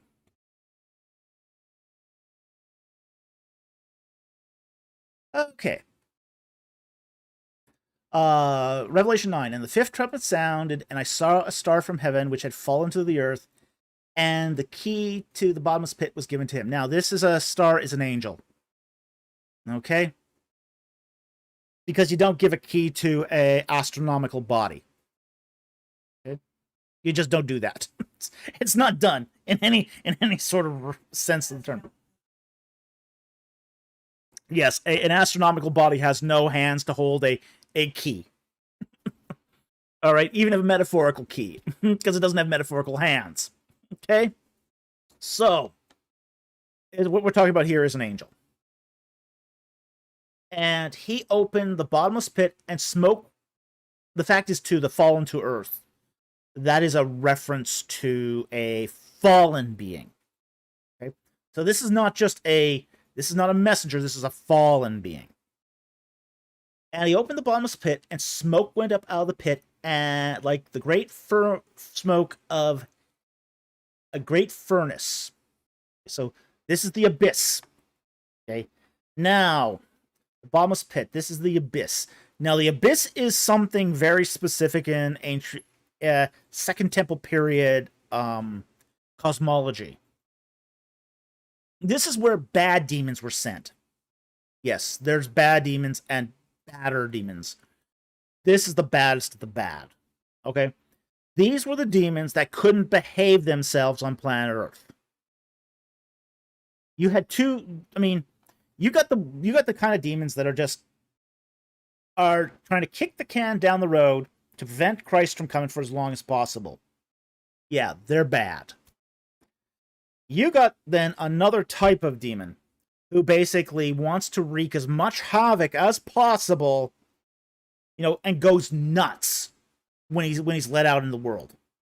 You know, he'll possess people, he'll possess pigs, he'll, you know, destroy property, he will make things levitate and fly around a room. He's got in black, no good demons though, right? Yeah, no yeah, no good demons.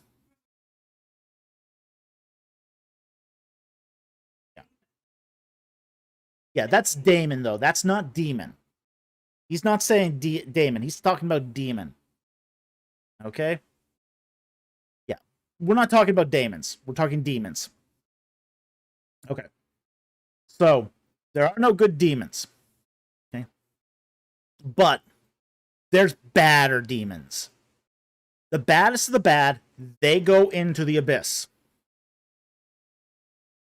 Okay, and they're this is a holding cell for them. They're being held there until the final judgment.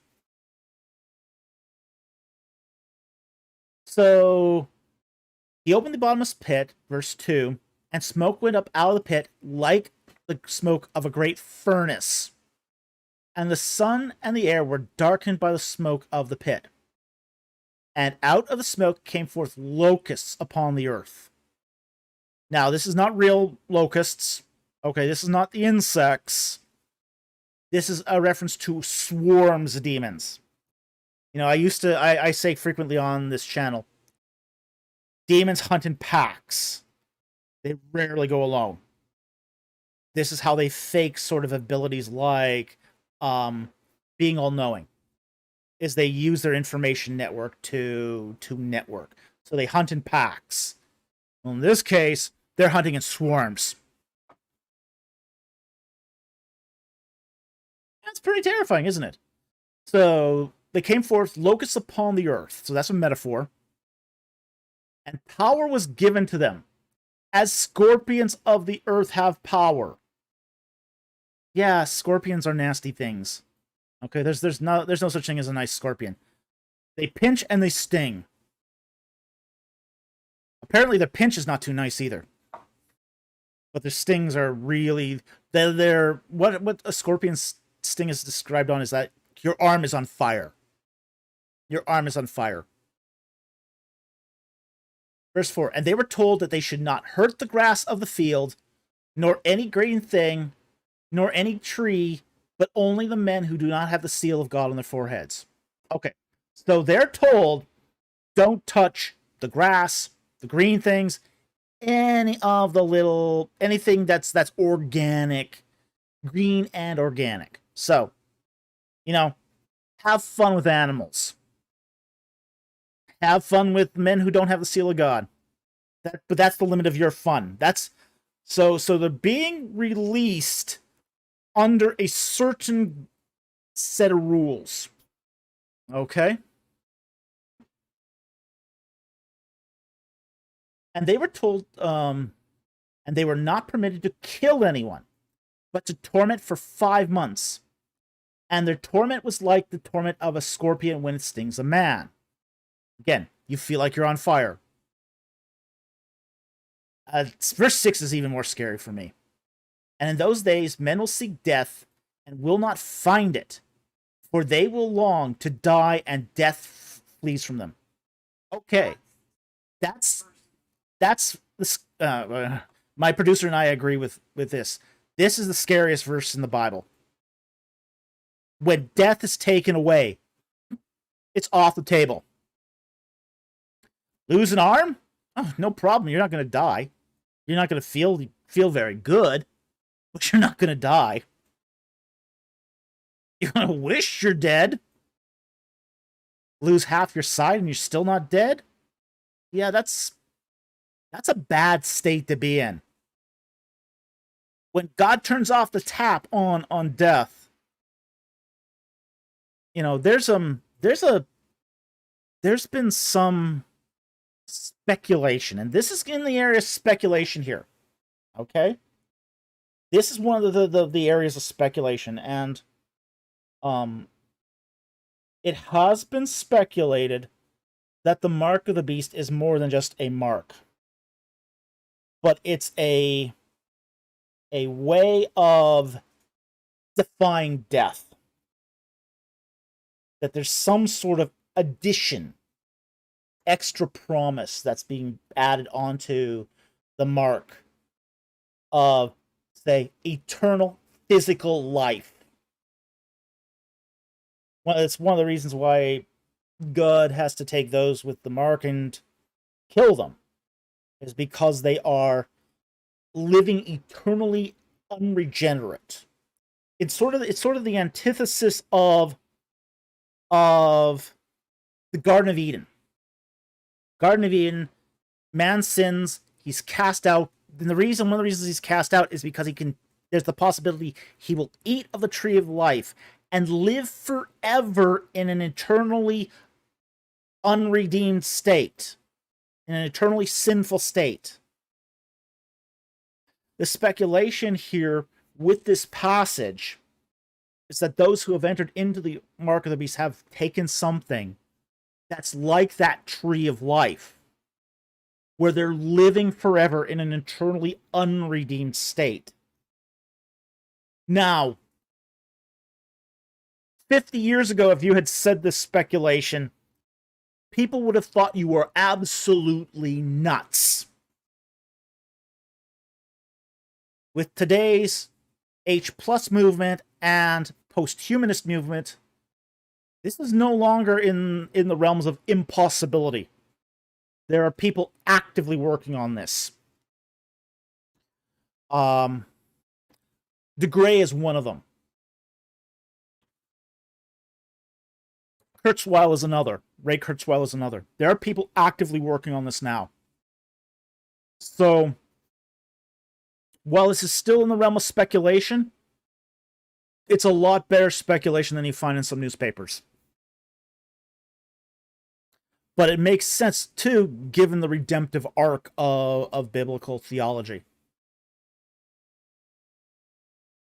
Okay, so let's continue with the text here, because that was scary enough. Verse 7. And the appearance of the locusts was like horses prepared for battle, and on their heads, as it were, crowns like gold, and their faces were like the faces of men, and their hair like the hair of women, and their teeth were like the teeth of lions.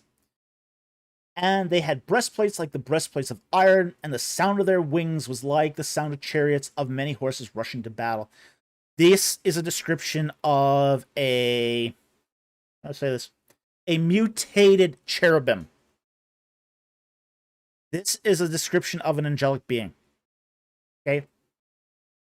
The crowns of gold, symbols of authority. The allusion to a lion, that's cherubim speak. The wings, cherubim speak. Okay? So, what we're talking about here is divine beings that have left their station and have twisted their forms to become something other. Verse 10. And their tails like scorpions and stings, and in their tails with the power to hurt men for 5 months.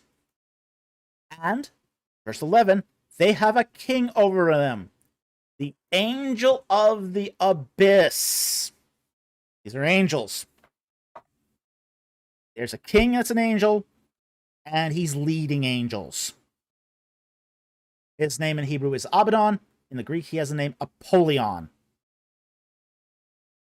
So this is all angels. These are all angels. Very, very bad angels. Very naughty angels. These are spirit critters. These are very naughty spirit critters that have been released and let loose on the world. All right. The first woe is past. Behold, 2 wars are still coming after these things. Okay, so that's the sounding of the 5th angel. Okay, so that's the 5th trumpet. 6th trumpet. And the 6th trumpet sounded, and I heard a voice from the 4 horns of the golden altar, which is before God. Okay, now that's a reference to the 4-horned altar, the altar of burnt offerings. The altar of burnt offerings in the tabernacle was basically made of bronze, covered acacia wood with 4 horns, one at each corner. And the horns symbolize perpetual offerings. Verse 14. One saying, 13. And the 6th angel sounded, and I heard a voice from the 4 horns of the golden altar, which is before God. One saying to the 6th angel who had the trumpet, release the 4 angels who are bound at the great river Euphrates. Now, why 4 angels? Because that covers an area. Okay? When you have angels, protecting angels are throne angels, for example, are either in groups of 2 or 4. And that's there because they are to cover a certain area with their wings, and their domain is inside the area of their wings. 4 angels, 4 corners, thusly, basically, they're covering a square area. Think of it as 1 angel at each corner of the square. Verse 15, and the 4 angels who had been prepared for the hour and day and month and year. So that's their purpose. Were released so they might kill 1/3 of mankind. And the number of the armies of the horsemen was 200 million. I heard a number of them. And this is how I saw the vision of the horses and those who sat on them. The riders had breastplates, the color of fire, and of hyacinth, and of brimstone, and the heads of the horses like the heads of lions, Out of the mouths proceeded fire, smoke, and brimstone. Okay. So you basically are having here armies of horsemen is really a metaphor here, but beyond what their armies are, they're being led by these angels. The angels are leading these armies. Okay. So we got a description here of horses and the riders of them who are leading these armies. So this description in verse 17 is not the soldiers. This is the leaders. You're getting that inside look into what's happening in the spiritual world behind the physical. So again, we have that seraphim, that angelic language again. The breastplates, the color of fire, breastplates of fire, and of hyacinth. That's a purplish color, and brimstone. So this is nasty hot. And the heads of the horses, like the heads of lions. And out of the mouths proceed fire, smoke, and brimstone. Yeah, so these are another spirit critters. These are spirit critters. And a third of mankind was killed by these plagues, by fire and smoke and brimstone, which proceeded from their mouths. For the power of the horses is in their mouths and in their tails, and for the tails are like serpents and have heads, and with them they do harm. And the rest of mankind were not killed by these plagues, did not repent of the works of their hands, so as not to worship demons. So even with all this happening to them, they're still worshiping demons. And idols of gold and silver, and of brass, of stone, and wood, are still worshiping idols, which can neither see, nor hear, nor walk. And they did not repent of their murders, nor of their sorceries, nor of their immorality, nor of their thefts. Okay, so that's the sixth trumpet. So, does this have anything to do with Islam? No. I mean, it wouldn't have anything to do with Islam anyway, because Islam are not idolaters. Not specifically. They're not Christians. They're not saved. But they're also not idolaters. You know? So, you know, you can make the case of maybe the other portions of this, but they're heretics, certainly.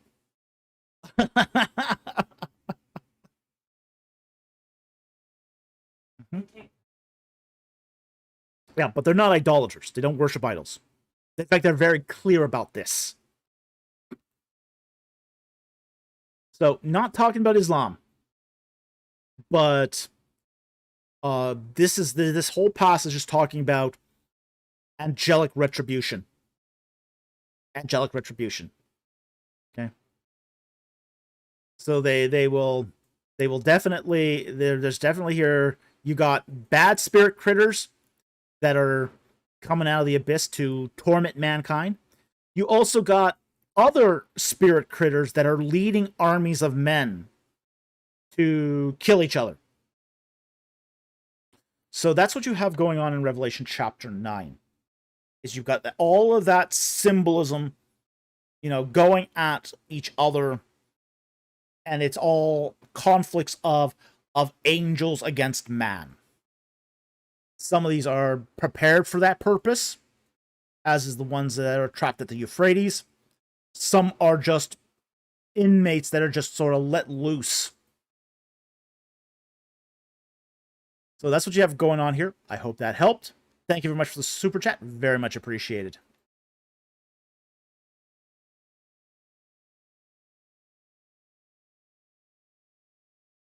All right, JCM for $5. Thank you for the super chat. Is life beginning at conception faith-based or scientific? It's scientific. Okay. Basically, as soon as conception happens, the self starts to undergo genetic change and division. That's what it means. That's life. Okay? You know, that's the beginning of life, is when your cells start dividing. When one cell becomes 2 cells. That's when you're alive. Okay? So that's a scientific definition.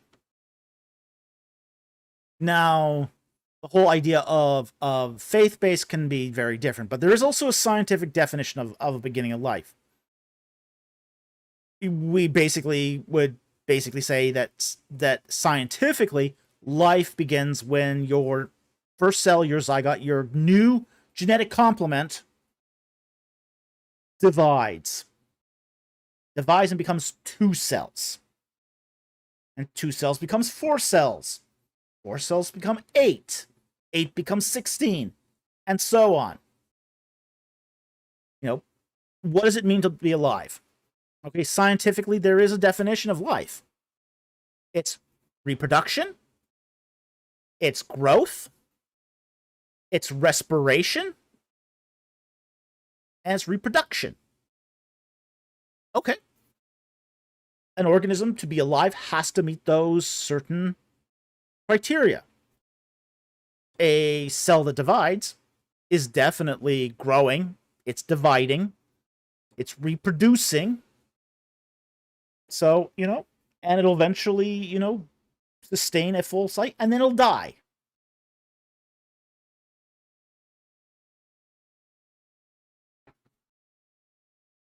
So, and I hope that helps. Thank you very much, Super Chat. Very much appreciated.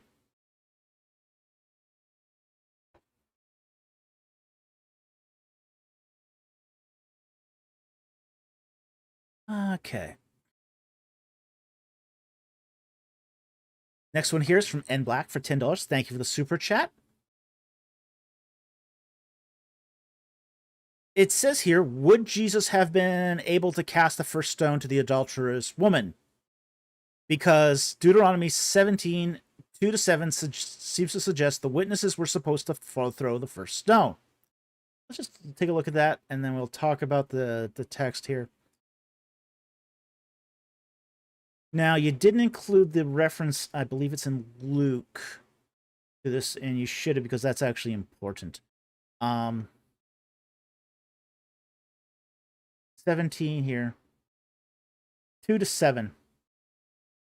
If there is found in your midst, in any of your towns which the Lord your God is giving you, a man or a woman who does evil in the sight of the Lord your God by transgressing his covenant, and has gone and served other gods and worshipped them, or sun, or moon, or heavenly host, which I have not commanded.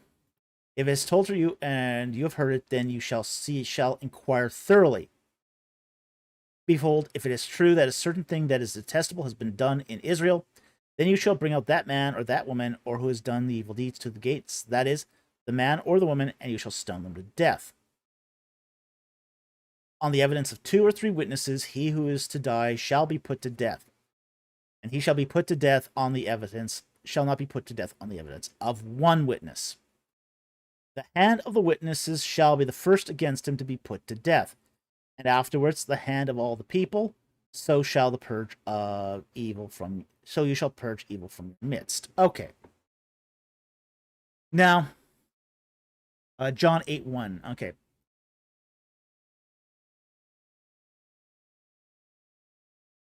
Yes, that's an important detail here. 8, 1-11. Now, the text says, when Jesus went to the Mount of Olives, and early in the morning he came into the temple, and all the people began coming to him, he sat down and began teaching to them. And the scribes and the Pharisees brought a woman caught in adultery, having set her in the midst. They said, Teacher, this woman has been caught in adultery, the very act. Now, the law of Moses commanded us to stone such a woman. What then do you say? And they were saying this, testing him in order that they might have grounds for accusing him. But Jesus stooped down and with his finger wrote on the ground. But they persisted in asking him. He has straightened up and said to them, He who is without sin among you, let him be the first to throw a stone at her. And again he stooped down and wrote on the ground. And they heard it and began to go out one by one, beginning with the older ones, and he was left alone, and the woman, and she was in his midst. And straightening up, Jesus said to her, Woman, where are they? Did no one condemn you? She said, No one, Lord. And Jesus said, Neither do I condemn you. Go your way, From now on, sin no more. Okay. So that's the text. Now, there's a couple of things here. One, Deuteronomy 17, 2-7 says there has to be witnesses. There are no witnesses. Okay. Where's the man? He's absent. It's only her. You can't commit adultery by yourself. You need both people.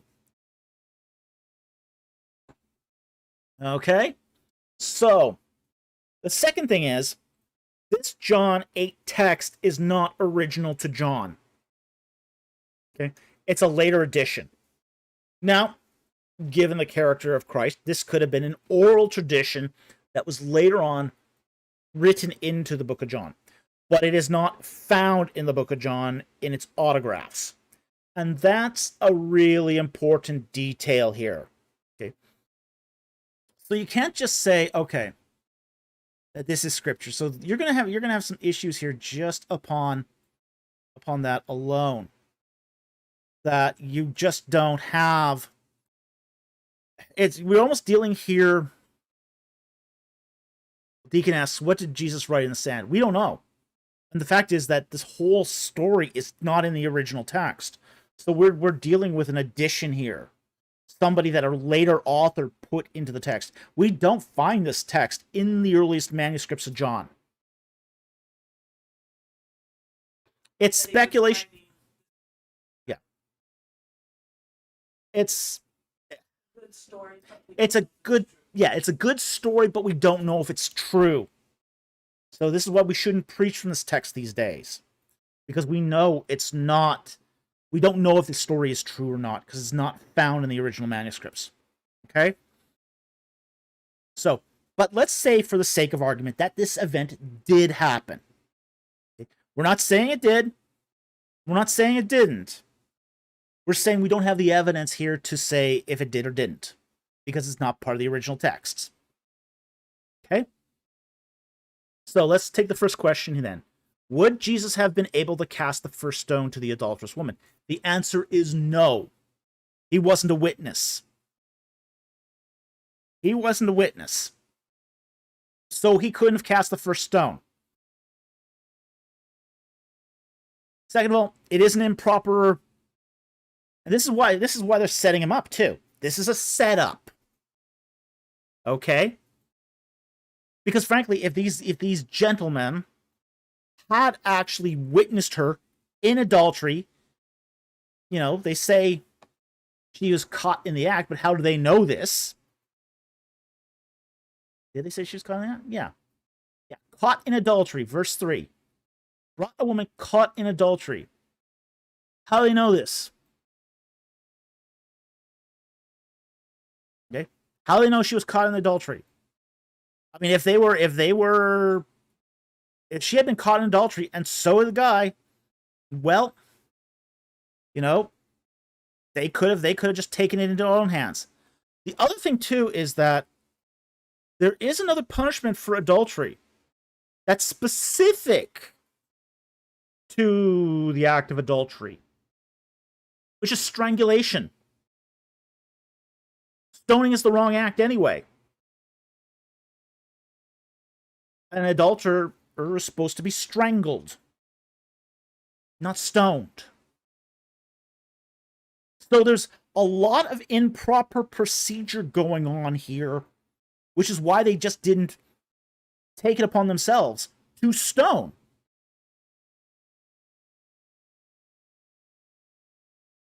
And even if Christ was writing in the sand, we don't know what he was writing.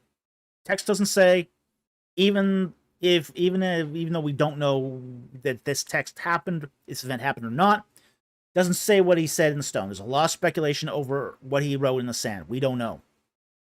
We don't even know what the writer thought he was writing in the sand, because he doesn't say. Oh yeah, where's the dude? Yeah, that's why we raised that earlier. It's like, yeah, you're supposed to the man's supposed to have the equal punishment. It's supposed to be both.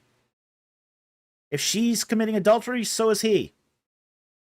Now, there were And here's the hypocrisy of this. This is the hypocrisy of this. There were sages walking around in the Second Temple period that said that a man could not commit adultery. This is one of the reasons they bring her, the woman to him. Okay? There's sages walking around at the time, many of them, that said that men could not commit adultery. Adultery is a sin that only could be committed by a woman. Because a man could marry multiple times, have multiple wives, he couldn't commit adultery. And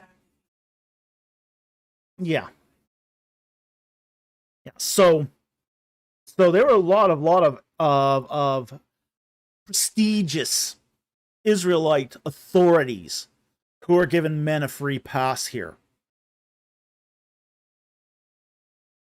So, and Jesus goes head to toe with those stages. When Jesus says, if you lust at a woman in your heart, now he's talking to men. He's not talking to women here. If you look at a woman in your heart and lust after her, you've committed adultery. Jesus is going directly against the words of the sages. He's going directly contradicting them. And these scribes and Pharisees know that when they bring this woman to her. They're trying to catch him in a contradiction. They're saying, okay, yeah, you think men are guilty? What about this woman? Is she guilty? Are you going to stone her? Jesus turns the tables on them. And he shows their injustice. He shows their basically their prejudice here. He shows that they're giving the men the free pass and hanging the woman out to dry.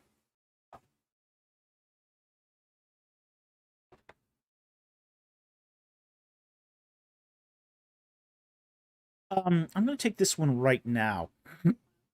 Yeah, because it's germane here. Slam RM adds a super chat here. Did Jews take more than one wife at the time in Jesus' time? The answer to that is yes, they did. There were Jews that had multiple wives. The way it worked was under Jewish law. A man could have as many wives as he could afford. So, again, it's not one of those things where it was normal, because economics didn't prevent that. Now, the way it works is that under old Jewish law, a woman was entitled to half the man's stuff. Okay? So, if a man wanted a second wife, he had to do it out of what he had left. So, the second wife got a quarter. Third wife got an eighth. By the time it got into wife number 4, it's pretty slim pickings. You're getting the 16th. Okay? So there were Jews that did have multiple wives. But it was only allowed on a per economy basis. But it was also seen too as something that was undesirable at any time. It was never seen as being a normative situation. Very few Israelite men had more than one wife. Very few. But it was allowed. There were instances where it happened. But it was always seen as a sign of immorality. It was one of those cases where it was permitted but not endorsed. Like divorce. Permitted but not endorsed. And it would preclude you from other things. So if you decide to go down that avenue, you were prevented from other, say, benefits of being considered in the community of the righteous. So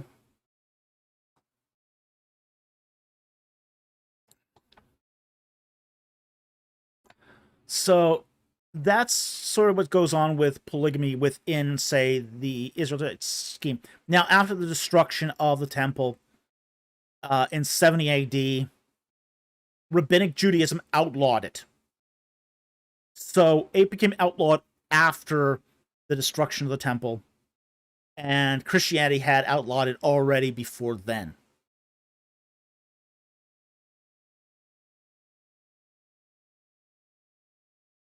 And Black asks, so Solomon's wife's got a bad bargain, though he was king. So, no, because it doesn't work that way for kings. Okay? Solomon's wives did get a bad bargain. Okay? Most of them were treaty wives. They didn't get a portion. So it's not like there was a division of property in, say, royal wives. Royal wives were different. They were part of, say, treaties. Right? So most of the wives a king would obtain were the result of a treaty being signed with a foreign nation, and then the daughters of the kings being swapped. So, and this was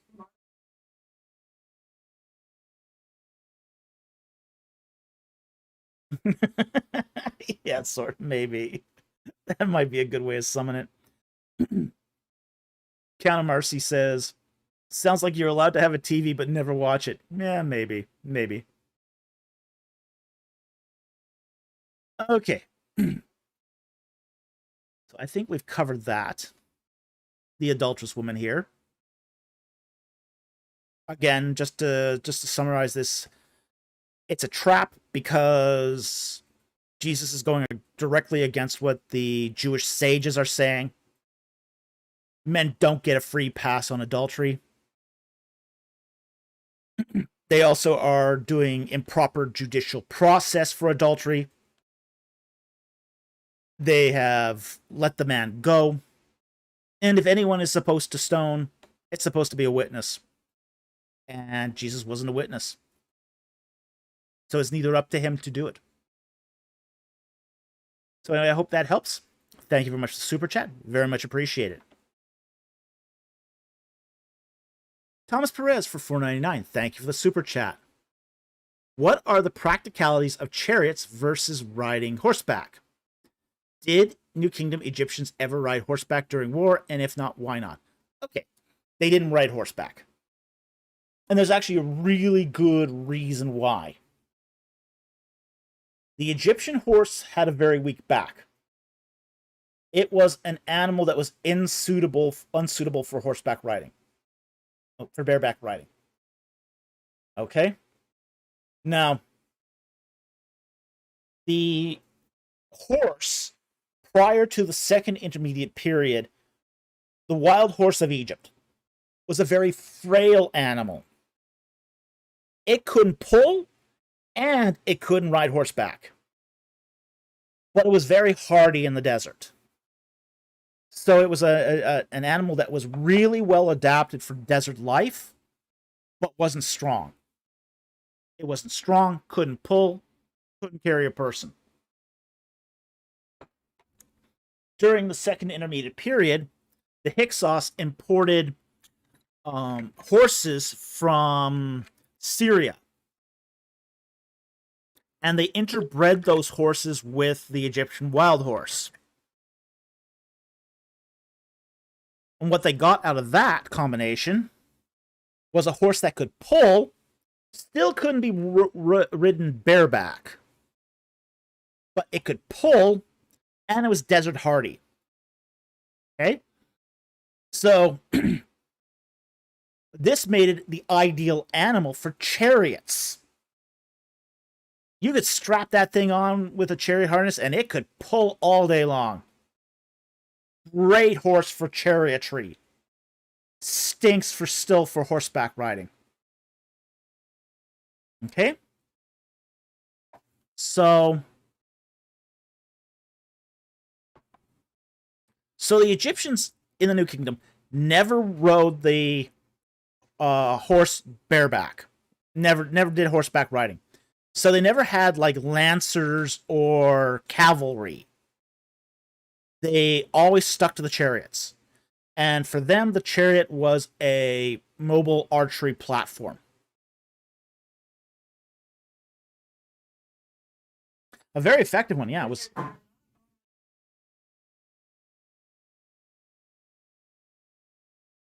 Oh yeah.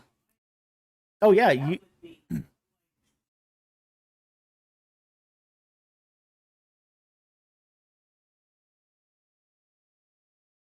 Oh, you mean like the battle sets? Yeah. Yeah. Yeah. I mean, it was a really deadly weapon when used in a battle array. Um, and it wasn't just bows either. They also had spears and lances. So they would do spears from a chariot, and they would do lances from chariots. So lances, spears, and bows and arrows. The weapons they used on with chariots. But they never rode them bareback. Those animals just weren't capable of it. So when you see video games like Assassin's Creed do bareback horse riding, yeah, not in Egypt, man. Not in Egypt. Unless they're bringing them some nice sturdy Roman horses. Okay. So anyway, thank you very much for the super chat. Very much appreciated.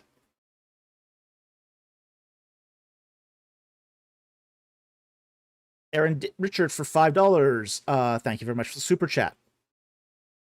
Could you explain why women weren't priests in ancient Israel? Does this tie to Egypt limiting female priests later in their history? Egypt never limited priests to just females. The whole idea of priests and priestesses in Egypt depended more upon cult than it did upon, say sexual discrimination. So, at, say, the Temple of Hathor, almost all the priests were women. Almost all of them. Because it was a female cult. Same with cults of Isis. Same deal. I mean, you don't think of like even at, say, Dendera Temple. You know, yes, you had a certain cadre of male priests, but you also had a lot of women who were priests there. Because that's the kind of cult it was.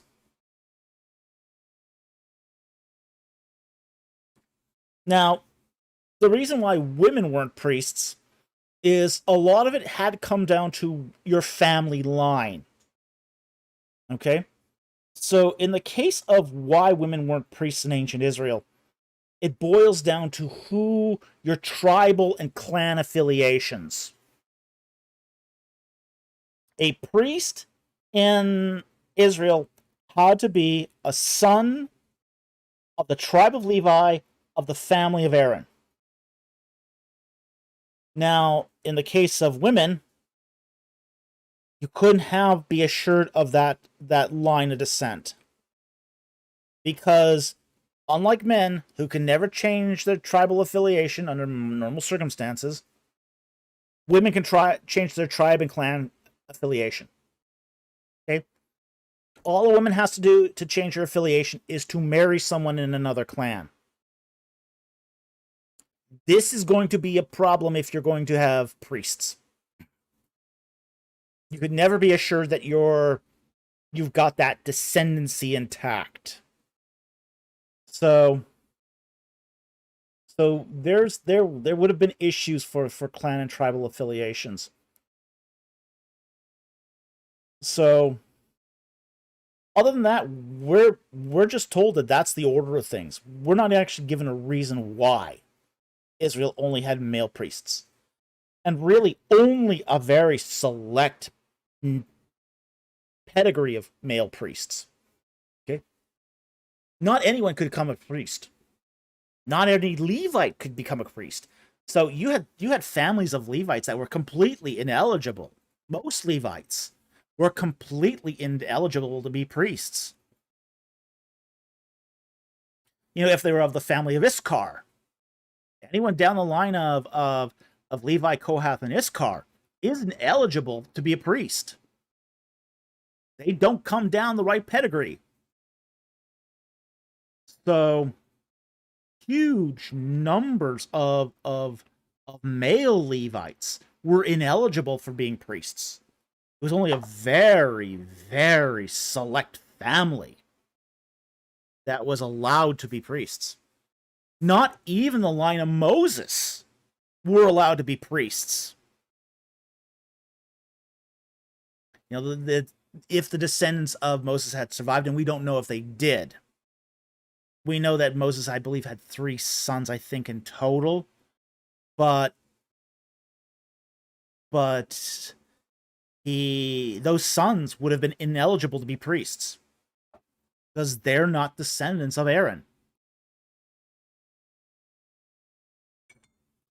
So the bigger question would have been, well, you know, why were women excluded? Well, why were most men excluded? Well, because they weren't of the right line. They didn't meet the family requirements. So it's like 99% of men in Israel were excluded from the priesthood. It's only just 1% more for the women. So the selection of priests in Israel was extremely selective. It was extremely selective. It had to be a man of the line of Aaron. You had to prove your descent. Okay?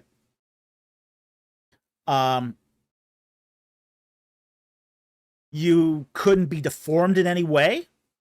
You had to be physically perfect. So, I mean, you couldn't even have a skin rash as a priest. You have eczema? Forget it.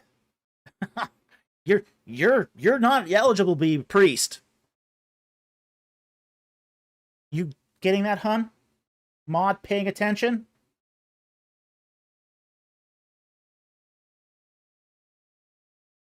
Good grief, why do I have mods?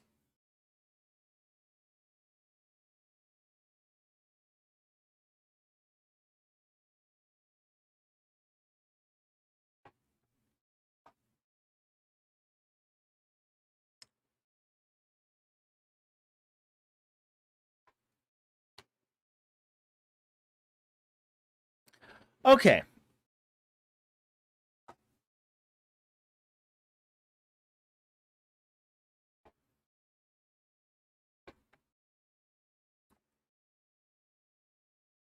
So anyway, I hope that answers that question. Thank you very much for the super chat. Very much appreciated. JCM for $5. Thank you for the super chat.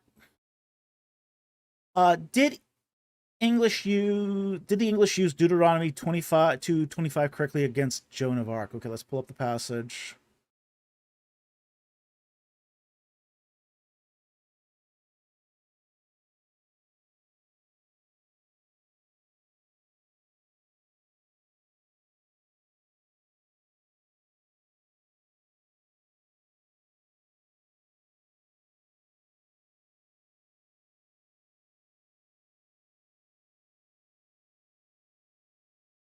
$22.5.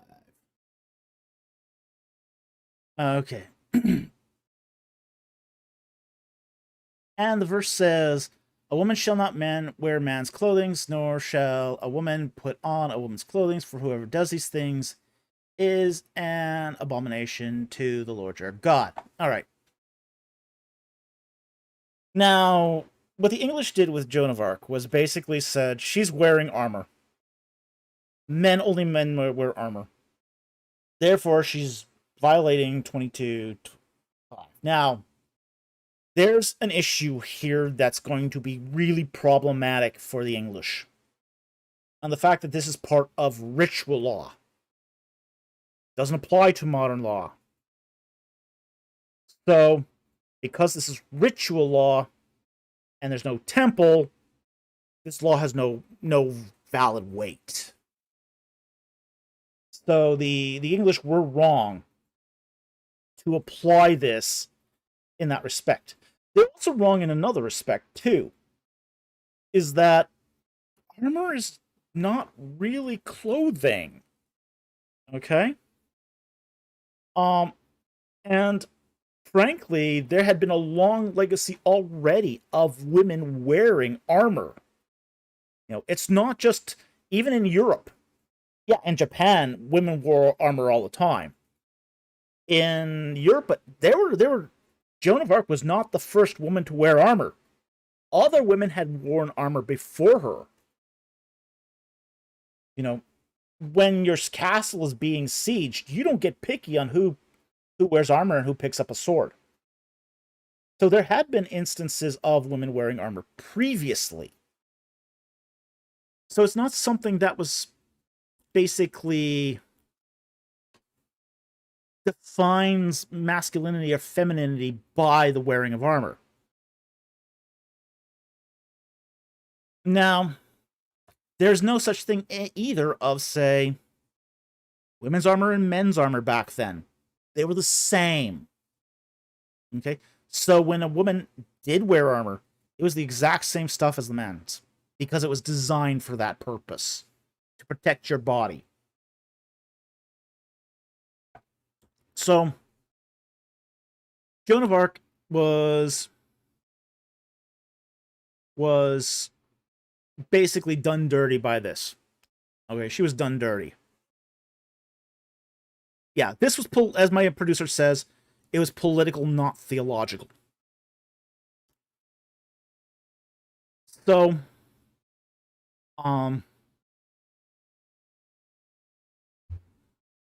so anyway, that's about all I have to say on this. The English misconstrued this to do essentially a political act. Okay.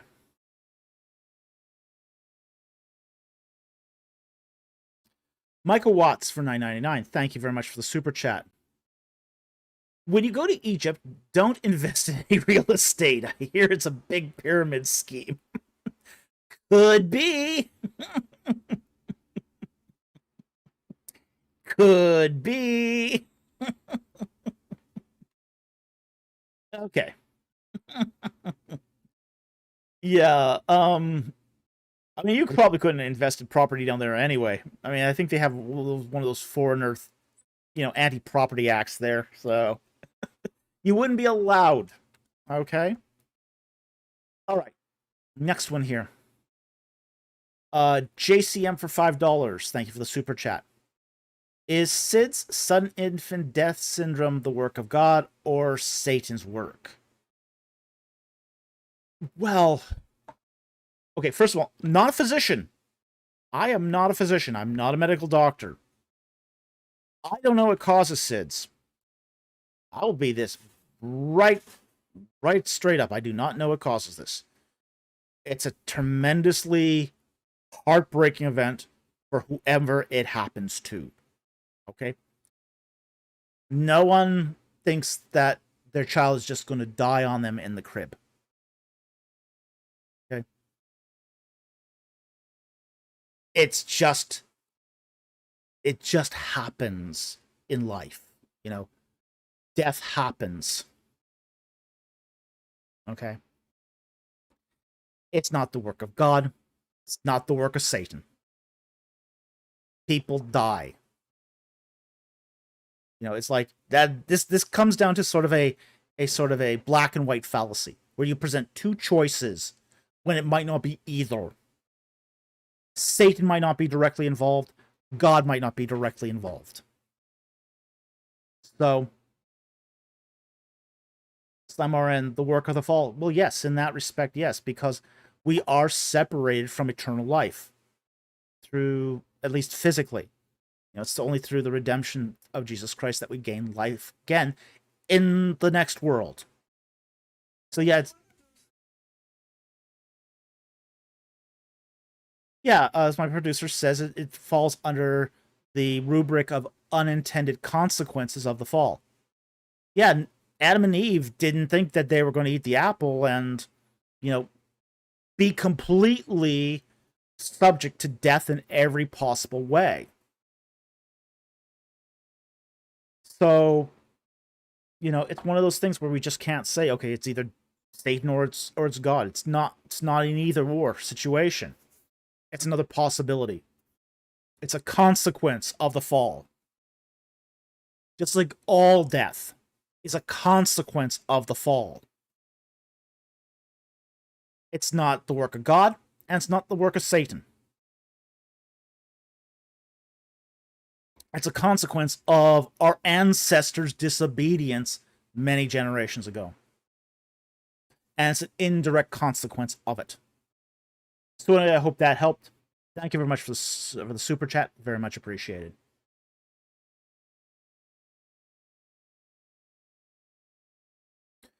Okay, Star Wars Nerd from $9.99. Thank you for the super chat. What are your thoughts on the idea that the soul is not real? That feelings are just chemical and matter? That neuroscience and materialism will eventually explain our consciousness? I don't find that very compelling. For a couple of reasons. Okay. Now, I can understand the idea that soul is a phenomenon we cannot yet understand. Okay, that I can totally buy. But that's not to say it isn't real. There's a lot of things that are real that we don't understand completely. Do we understand the absolute nature of electromagnetic radiation? No. Do we understand the realness of gravity? No. But they're real. Jump out of a 50-story building and you'll discover how real gravity is real fast. Don't do that, anyone. Okay? So just because we don't understand something doesn't mean it isn't real. And my thoughts are that there are certain things that we have come to recognize about, say, the idea of, say, the soul, that sort of defy just a material chemical explanation. Such as the ability to image certain things in the brain, okay, in the mind, as it were. The idea of let's say, for example, you imagine in your mind an orange, and you sense it, and it feels real, and it smells like an orange, and you pick it up, and it's got mass. Okay. Well, there's not a chemicals that you can point to in the brain that goes, oh, that's an orange. It's got a simulacra presence inside your mind that defines just matter and the manipulation of chemicals. Okay?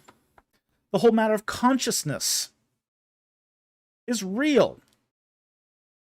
And it has an existence outside of its chemical and matter form. Even if you were to reduce it on that amount. So the idea that the soul is not real is sort of confusing categories. It's not just that there's just matter and chemicals and nothing else. There's lots of things that we accept as not just chemicals and matter, but still real. So we know that we exist because we have this internal sense of our own existence. And that instance has a continuity to it that is beyond just the chemicals and the matter itself. Now, I think neuroscience and materialism has been effective in discovering many things. More so neuroscience. Materialism, not so much. Although a naive scientific naturalism, which is difficult than materialism, has been very helpful in many approaches to scientific methodology. Materialism, not so much. In fact, if we stuck with complete materialism, there'd be a lot of things we would be taken off of today's scientific table. because it cannot be explained by pure materialism, like quantum entanglement. Materialism doesn't explain quantum entanglement very well. It doesn't explain dark matter and dark energy very well. So materialism alone is kind of an iffy proposition.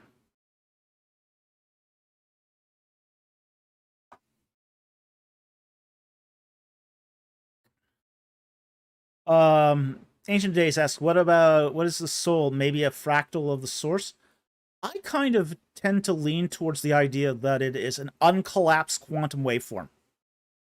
That essentially brains are massive quantum machines that have a continuity that's in a state of constant flux. Kind of a Fermi object of such. So that when we die, that wave state collapses. So as it's useful in its, say, when it's in flux, and as such it's immeasurable, it's difficult to sort of track down, but without it we wouldn't have consciousness. Okay. So anyway, I hope that answers your question. Thank you very much for the super chat. Very much appreciated. JCM for $10. Thank you for the super chat. After Jesus frees the people from Abraham's bosom after giving him the good news, where do the righteous people go when they die? Straight to heaven? Yep, that's where they go. Straight to heaven to be with the Lord. In the rubric of ancient Israelite cosmology, prior to the coming of Christ, dead people didn't go to heaven. Why? Because they weren't redeemed. They were still sinful. And sinful people couldn't be in the presence of the Lord unless they hadn't died yet. Okay? So, before Christ, everybody in Israelite culture understood, at least those who were theologically knowledgeable, that there were only two people in heaven, Enoch and Elijah. And that's because they didn't die. You know, they could be temporarily sanctified in the same way the prophets were. Okay? Now, a prophet could go to heaven, and did, to appear before the throne of the Lord. And we see this in Ezekiel, where his lips are touched with a coal to purify him and sanctify him temporarily so that he could be in the presence of the Lord in heaven to receive the prophetic message. So this was a very common method for prophets to go to heaven. A prophet would commonly go to heaven, be sanctified, be in the presence of the Lord, get the prophetic message from God, and then get sent back down to earth. So that was considered to be the normal way prophets received messages. So then, when Enoch and Elijah went to heaven, that's just normal for prophets. That wasn't extraordinary.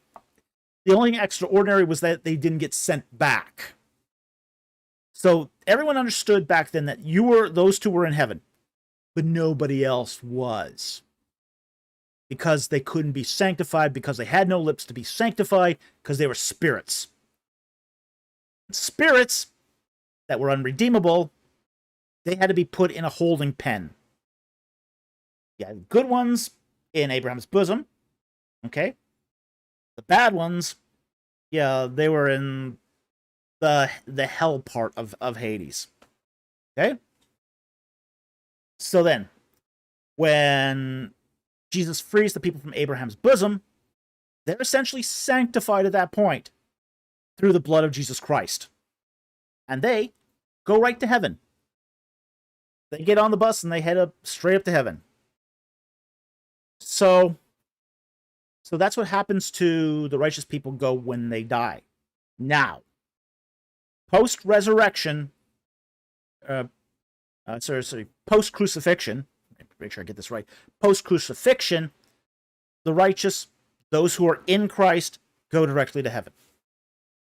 Okay? Slamarin says, so there is a bad part of the grave and a good part of the grave. Yep, Yep, there was. This is why it's called Abraham's bosom versus, say, hell or Sheol. Now, Sheol is a more neutral term, again, like Hades, which is why a lot of theologians prefer hell for that part of the grave. So yes, there's a good part of the grave and the bad part. And prior to the crucifixion, righteous people in Christ, who were, followers of Yahweh, followers of God, they would go to the good part of Sheol, the good part of the grave, which is Abraham's bosom. Post crucifixion, they go to heaven.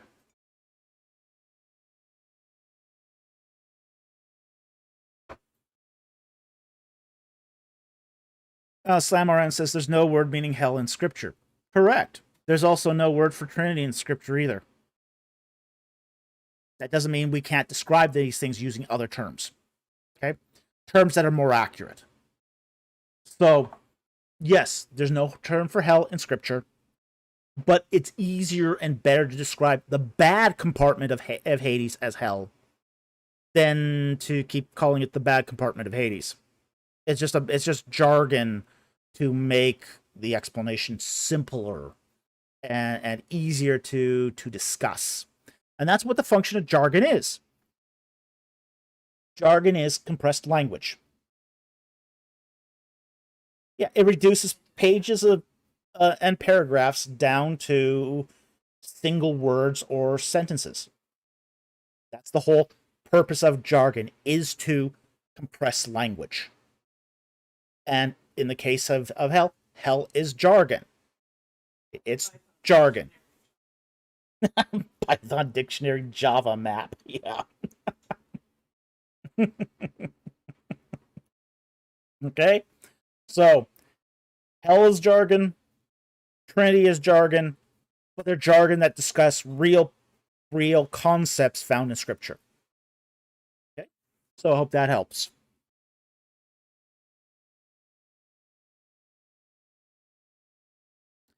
All right, the next super chat is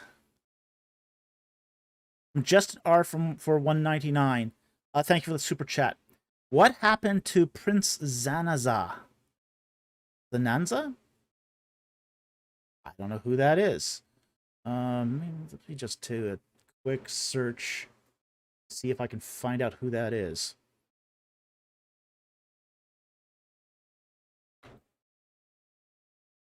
Then the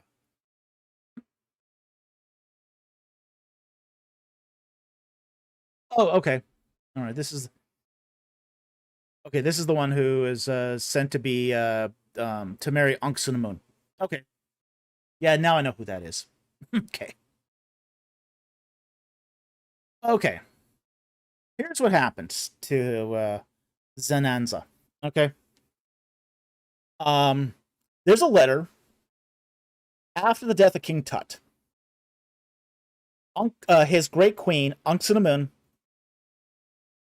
sends a letter to King Suppiluliuma I of the Hittite Empire, and basically tells him that her marriage options in Egypt were too old and too awful. Too brutish.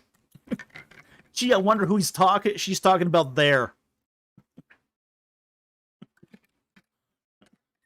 Yeah, I would have been the candidate that was too old. Horemheb was the candidate that was too brutish. Okay. So she tells him, send a son down to marry me and to become king over Egypt.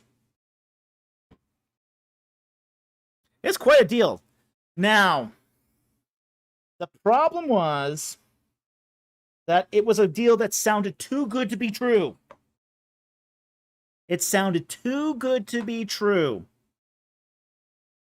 So for 3 months, Suppiluliuma I dithered. He dithered. He had to have that letter fact-checked. So he contacted his ambassadors in Egypt to basically ask, yeah, what's the situation going on down there? Is this thing legit?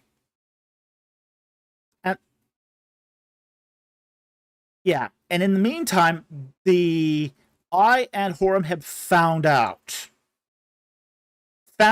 about the letter because Luma's envoys were not very discreet. Okay, so he sends his prince, his one of his younger sons, not his crown prince.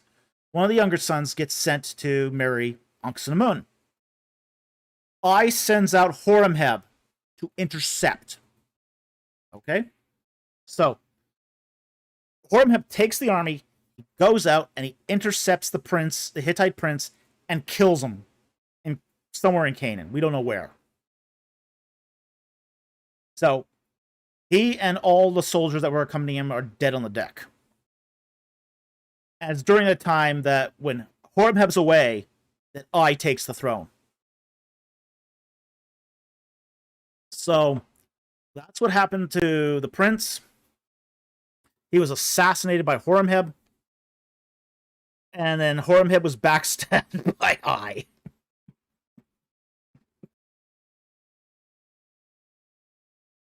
Yeah, he lost out on his chance to get the throne immediately, but it wouldn't matter because in 4 years you'd have the throne anyway.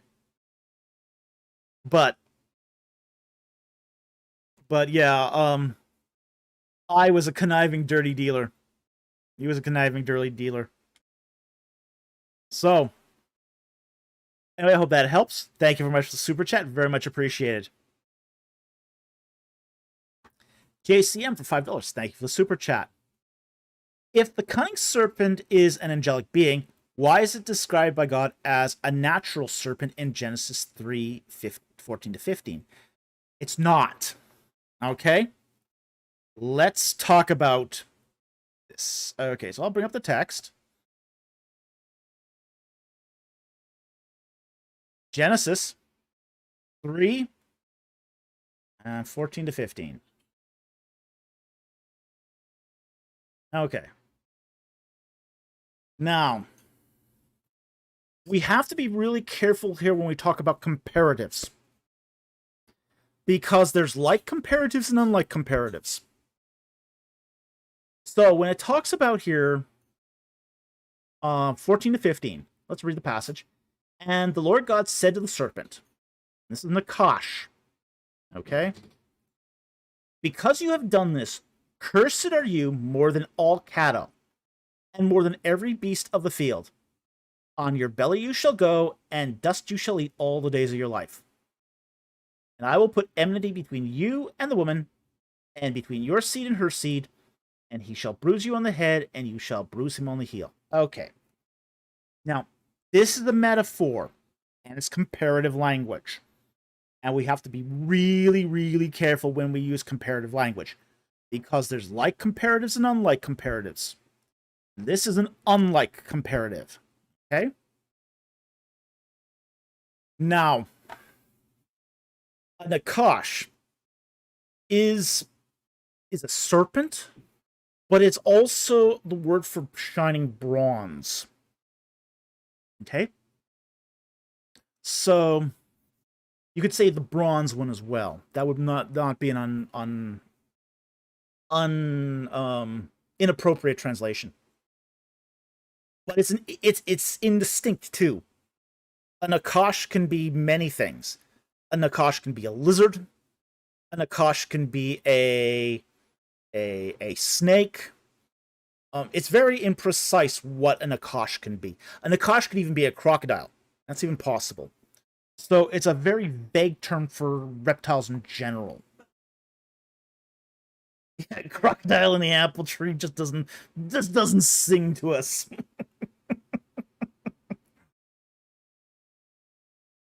Okay, so now this is a particularly erudite crocodile in the apple tree because he speaks. He has will. He has intelligence. Okay? There is no natural serpent that speaks or even has any capability of speaking. So, and we do also understand from Ezekiel chapter, I think it's 20, that this was actually a cherubim. Okay? So then, just restricting us to just this set of verses. Cursed are you more than cattle. Does that mean the Nakash is a cattle? No. And more than every beast of the field. Does this necessarily imply that he was a beast of the field? No.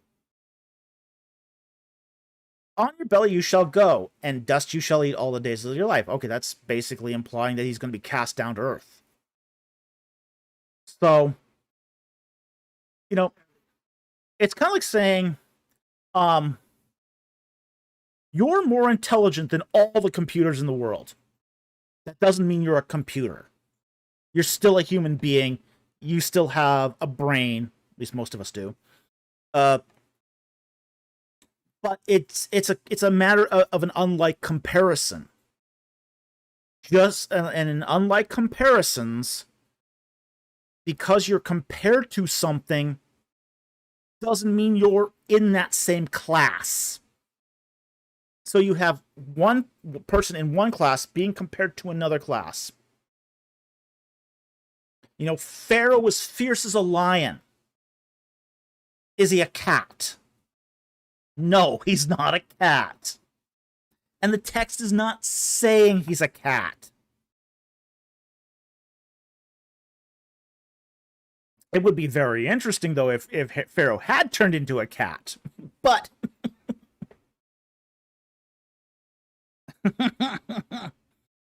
but just because he's fierce as a lion doesn't mean he's a lion. Okay? Cursed are you more than cattle doesn't mean you're cattle. And more than every beast of the field doesn't mean you're a beast. It's a point of comparison. It's comparing one being with a different class. So then it then goes on and uses figurative language to complete the metaphor. On your belly you shall go, and on the dust you shall eat all the days of your life. Yeah, okay. Compared to being on God's holy mountain and on the fiery stones, being cast down and sort of consigned to earth, you know, if the earth is now your primary abode of residence, yeah, that's going to be like eating dirt. You're no longer in the heavenly hosts. You're not among beings of your own kind anymore. You're exiled. Yeah, it's essentially, my producer said, you're exiled, eat dirt, dude. Yeah, that's pretty much it. Mama says, why use a plain reading when you can have an in-depth reading? Well, I don't know. Some people love the plain reading. It's not accurate, but, you know, just, I mean, it's clear it's a metaphor. And even in verse 15, I will put enmity between you and the woman, between your seed and her seed. Okay, what is your seed then? The seed of the woman, okay, that's obvious. Okay, and even that's debated, to be honest. Okay, the seed of the woman is that in Christian traditional circles is Christ. But in broader speaking, that's humanity in general. If this was just a snake, then what is his seed? Are we saying that every person forever is going to have enmity between snakes? Snakes and people? That would be a silly interpretation. When was the last time you encountered a snake? Yeah. I mean, the last time, I can't even remember the last time I saw a snake. Yeah, I mean, Yeah, I mean, I think the last time I remember even seeing a snake, I was like 16. You know, it's not it's not something that you're going to encounter every day. Yeah, you know. So, you know, so the whole idea here of that this is a physical snake doesn't even make sense in the text because, humans are actually pretty good at killing snakes.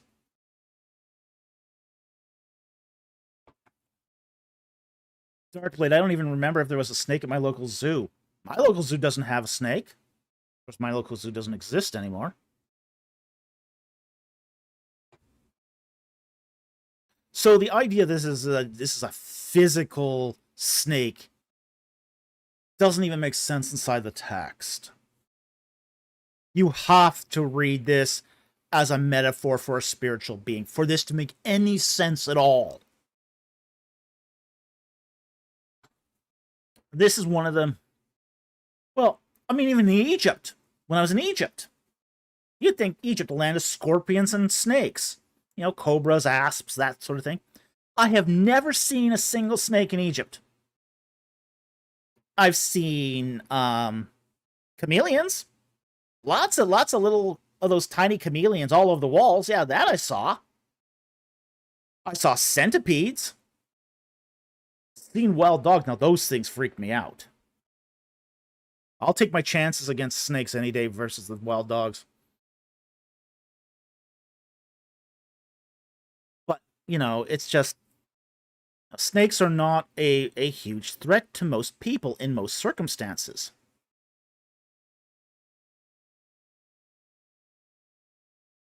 Mama, no snakes.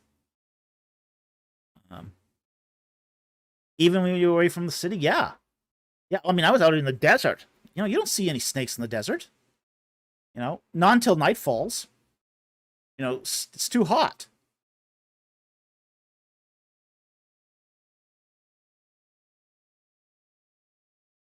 Yeah, you don't see snakes until dusk. Really because they're cold-blooded. So most snakes are going to stay hidden during the day. And they come out at night and they hunt. And likewise, when most humans go to bed, it's at night.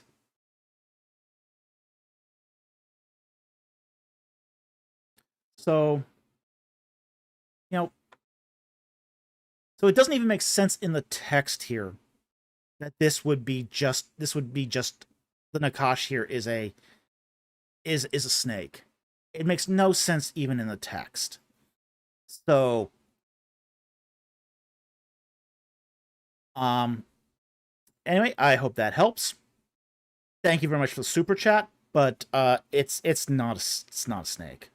Okay, it's using the language of a snake as a metaphor for a spiritual being. Okay, next question here. We actually have I want to thank Jack Ray here for gifting 5 additional Egypt in the Bible memberships. Wow, you've been very generous tonight. Thank you so very much. And he did that a second time, so thank you again. We really appreciate that. What's this? 10, 20, 70 memberships tonight. Wow. So thank you very much. We really appreciate that. I haven't found its way to you yet, huh? Okay. JCMC question below. Okay, I've got to look that up. 1024.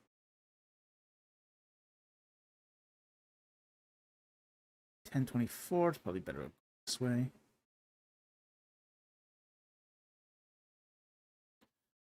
1024.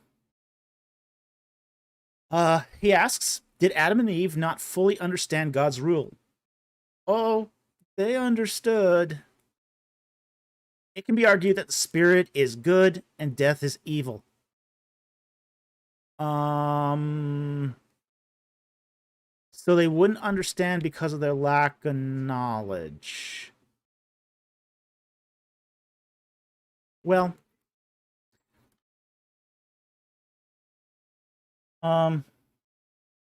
I don't like how that is phrased, because it sounds very Gnostic. Okay.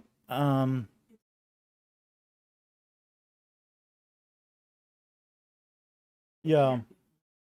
Yeah, I think that sort of misses what's going on in the text.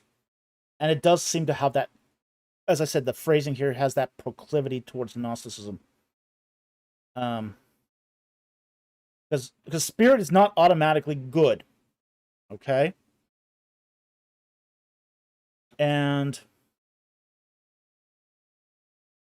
um so but it is clear that they did understand that they were not supposed to eat. That much they understood. But what had happened in the case of Adam and Eve is that Eve sort of went beyond the command. You know, when she retells it to the serpent, she says, "You're not to eat or touch of the fruit." Now that's a mistake. There's an error there, because yes, she understood she wasn't supposed to eat it, but God never told her not to touch it. So she had gone beyond what the Word of God said. And because she went beyond what the Word of God said, when she did handle the fruit and didn't die, she saw that as confirmation that the fruit was good to eat, when God never said that. And I think that actually stands as a really important, say, lesson for all of us. Don't go beyond the Word of God. You know, people do this all the time, though. You know, legalists do this, adding rules on top of Scripture. Oh, God said, you shouldn't, worship idols, and you shouldn't dance. Dancing's from the devil. Playing cards is from the devil. Tobacco is from the devil. Now, I don't smoke myself, and I don't recommend anyone do it. But the whole idea that tobacco is from the devil, well, I don't know about that. That seems pretty iffy. It's still a stupid thing to do.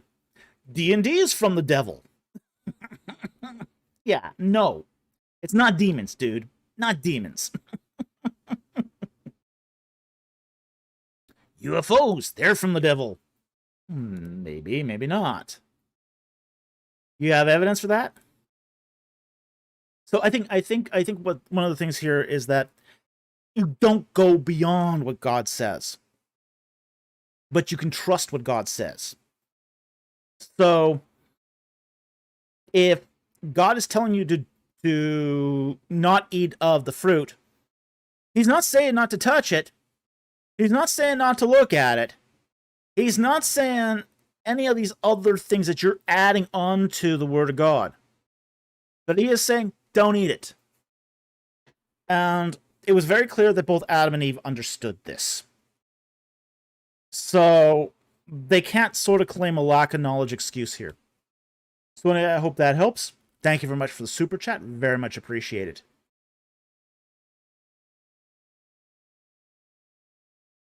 And we got one more super chat here, and then we'll take some non-super chats. Okay, Mama for $10. Thank you for the super chat. And she says, favorite sci-fi fantasy writers with really good technological realism. Mine was Martin L. Shoemaker so far. How's yours coming? I actually have 2 sci-fi novels complete.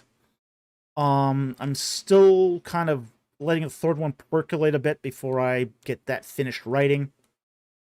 I was always a fan of Clifford Seamack. I love his work. Big fan of Frank Herbert. Those are 2. Poul Anderson, really loved his work. So those are some of my favorite writers. Okay? And it's always been for me good world building. Whoever does good world building, I sort of adore. Okay? Yeah, I even like some of Isaac Asimov's stuff. I thought some of his work was very good too. Don't like his atheism, but I like his science fiction.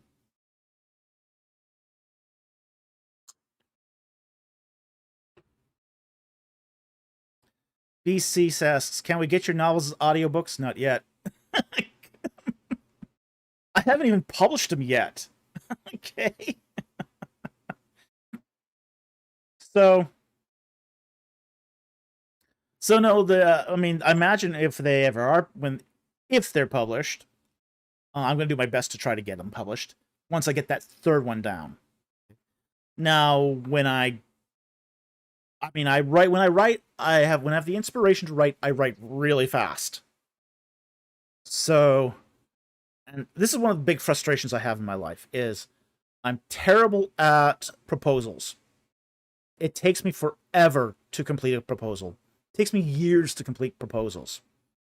Once I complete the proposal and once the proposal is accepted, I can get that thing hammered out in 6 months easily.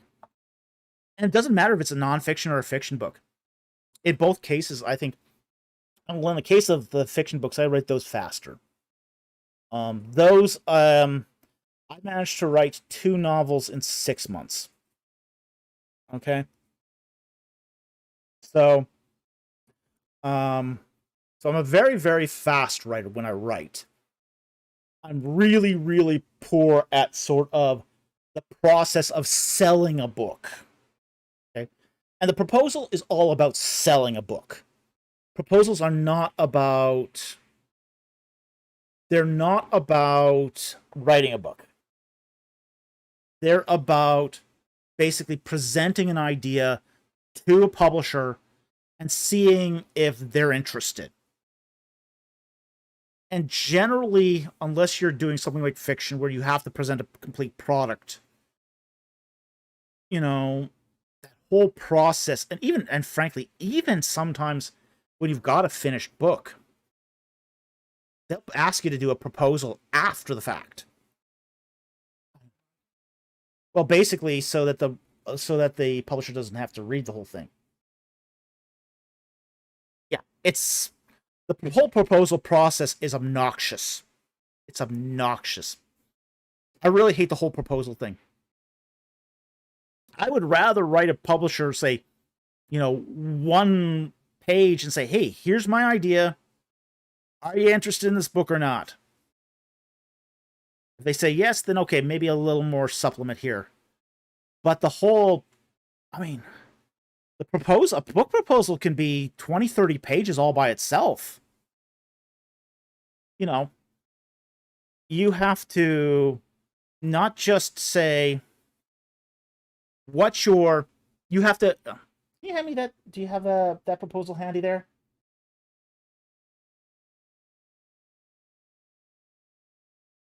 I will take that one. Right.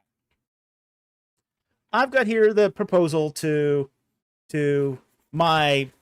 basically my book on the Exodus here. Okay.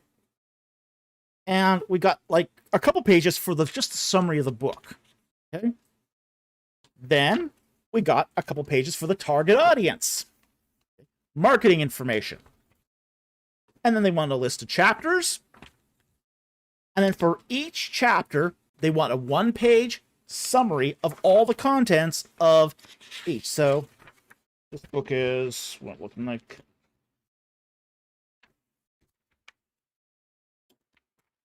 10 chapters, so 10 pages for the summary chapter summaries. And then they want your CV and qualifications. And yes, even on a fiction book, they want your CV and qualifications. They want to know if you've got, say, the life experience to actually write a novel. For some strange reason, people with life experience in the field that they're writing on tend to do more colorful writing in that field. So they want to know that information. So I got 2 pages for my CV and qualifications. And then they want to know the sales potential. Okay, now this is a nonfiction proposal, so we got a section here on how it can be adopted for classrooms. They want to know my previous sales figures. Okay? How did your book, how much traction did your previous book have? And then promotional considerations. How am I going to promote my own book? Because publishers apparently don't do that anymore. Publishers don't promote your book. They want to know what efforts you're going to go to sell your own book. And as if, that's even a feasible thing to do anymore. Let's face it, the whole idea of a book tour is expensive. It's very expensive to do a book tour where you're having to go city to city, get a hotel room in each city, drive to each city, meals for each city. It doesn't pay for itself.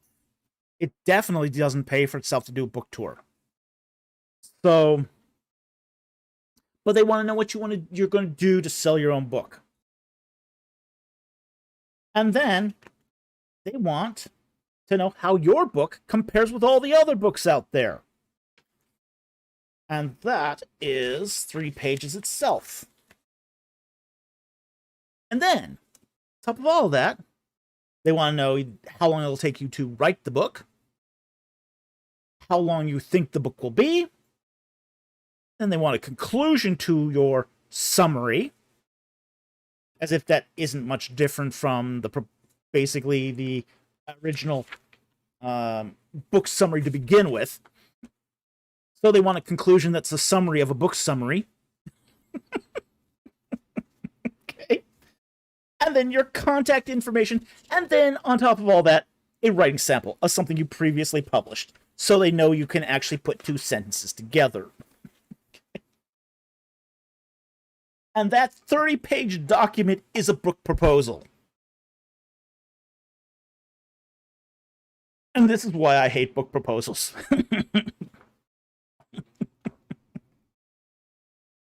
This is why I hate doing book proposals. I love writing books. I hate doing book proposals. It's so much repetitive work. And I hate doing repetitive work. I like doing things short, brief, to the point, and move on. Make your point, make it brief, make it succinct, move on. Book proposals aren't like that. So, I really despise doing book proposals. But once I get the book proposal approved, yeah, I can crank out the writing. The writing's no problem. The book proposal's pain in the butt. And after that, there's no guarantee they'll like it. Okay? Yeah. There's no guarantee they'll even acknowledge it. I've even had a book proposal out there that basically they never responded to. They just go, well, if we don't respond to you in 3 months, we're not interested. Okay, well, thanks. Thanks for the feedback, buddy. Both had.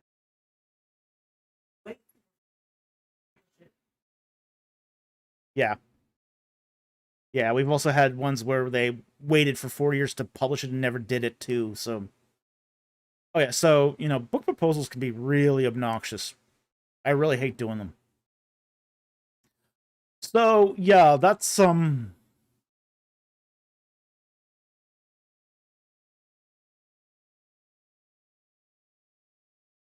be pithy, yeah. Unfortunately, I wish you could be pithy with a book proposal. They don't allow you to be pithy. So they really want you. I mean, those chapter summaries. They really want you to flesh things out, even if it's something really repetitive. There's a book I'm doing where the data section is incredibly repetitive, and so how you're going to flesh that out? You kind of describe what you're going to be publishing, and that's what you do. But it's not. You really have to sort of think about how you're presenting the information and the summaries that you're doing. So you're going to be editing this book proposal more than you actually edit the book. And it's amazing because the book often gets less edits than the proposal. It's a sales document. It's a sales and marketing document. And not all of us are talented at sales and marketing. Those who are talented at sales and marketing sell more proposals. They may not write more books in the end, but they certainly sell more proposals. And of course, your advance is based upon your proposal. So, the sexier the proposal, the better the advance. So, it's a really frustrating thing to do, book proposals.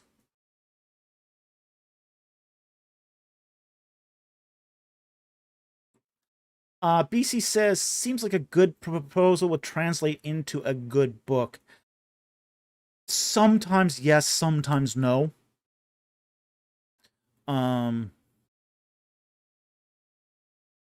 There were people who did, for example, I'm going to give this, Barry Kemp. Let me give you the example of Barry Kemp. Okay. Now, he just recently passed away. Okay? Great Egyptologist. But this is an interesting story. I love this story. He couldn't get a post. Okay? He couldn't get an academic post when he got his PhD. So what he did was he wrote 20 proposals to 20 different publishers. And all of them got accepted with advances.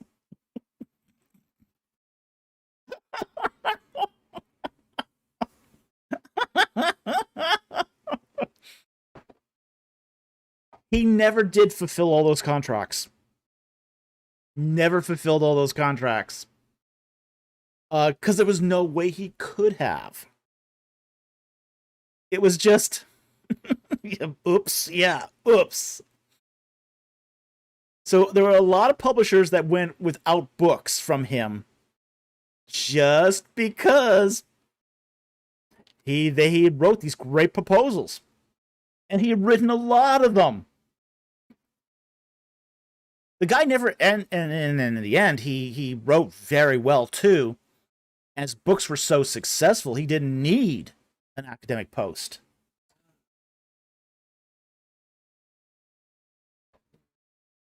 Okay, the name of the author is Barry Kemp. I'll write it here.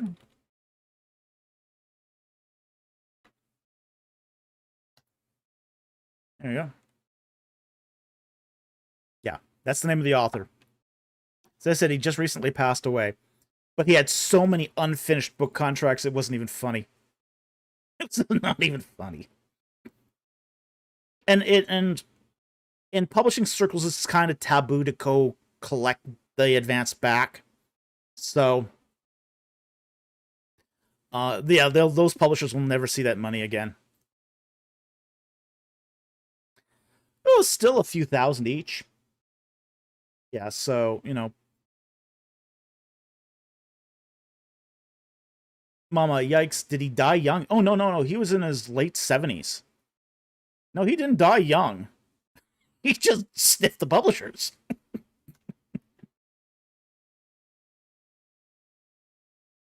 Yeah, he just got... Yeah. Yeah, he wrote good proposals. He got accepted by everyone. So, you know, over the years, he just, you know, some of those books she just wasn't interested in writing. Yeah, he recently died. He just, like, died, like, I think either last year or a few months ago, something. Yeah, he just recently died. Yeah.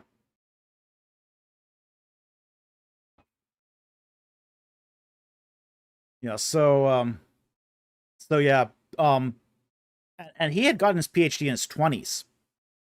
So he had a good long run, okay? He had a good long run. He was most famous for his Theban mapping project, which I wish he had turned into a book. That he should have turned into a book and never did. I told him that personally, that, you know, I love your Theban mapping project, but it's useful to me because you never publish it. except as a website. Publish it as a book, and it would be fantastic. We need an atlas of West Thebes. We desperately need a atlas of West Thebes. I told him that at an RC conference when I met him, and I said, I love your work. Love your work. Fantastic work. Beautiful work. I want that atlas. And he basically said that he was going to turn that into an atlas. An actual printed atlas. Gosh, I would have loved to have gotten my hands on that.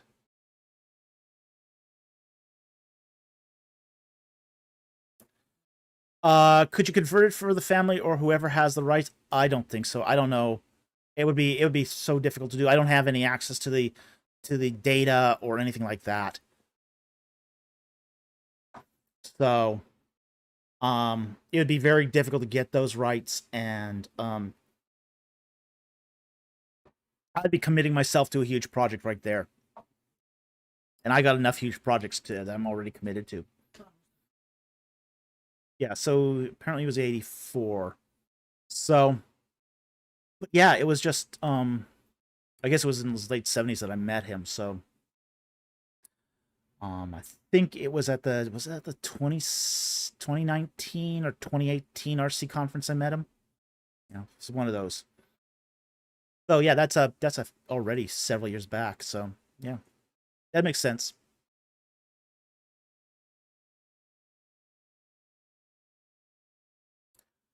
So yeah, but he left a lot of publishers without books. And I hate the whole, I do hate the whole proposal process because it does lead to that. Yes, the proposal process is to help you produce the book so you get there, but a lot of people just don't ever produce a book. And that just makes it more expensive for the rest of us. So yeah. Yeah, they're less generous, especially if you haven't produced a best-selling book. Well, fortunately, my book has earned out. So I don't have to deal with that. Oh, okay. So, the Ark of the Covenant in its Egyptian context earned out. So anytime publisher hears you earned out, that tells them two things. One, you can write so people want to buy it. Two, yeah, okay, we can take a risk on you because somebody else did first. Mama says congrats. Well, thank you. Frankly, actually, to be honest, I mean, I heard Kip Davis whine one day that, you know, he's never earned any money off of his academic publishing. And, you know, none of his books have ever sold enough to earn a royalty check. And I kind of go, well, my royalty checks have been pretty good. I mean, I'll say this. My royalty checks have not been bad. It's like, okay. Maybe that's. Oh yeah, we had a colleague. We have a colleague. We love dearly. Okay, so he's a friend, and he published his dissertation as a book, and he after 25 years he got his first royalty check, and it was 50 cents, and he was so proud of it. Like 50 cents after 25 years. Ouch. Ouch. Yeah. Well, I mean, I've always kind of said that, you know, good academic writing is like a sock. You have to kind of turn it inside out. You have to turn it inside out and rewrite it so it's interesting. Academic writing all by itself, when it's done as the academic exercise of a dissertation or a proposal or even a peer-reviewed journal paper, is written in a style that's not very appealing to the average reader. So I kind of take Pinker's approach here, which is you turn the sock inside out, you examine the threads, and then you reknit the sock so that it's something more appealing.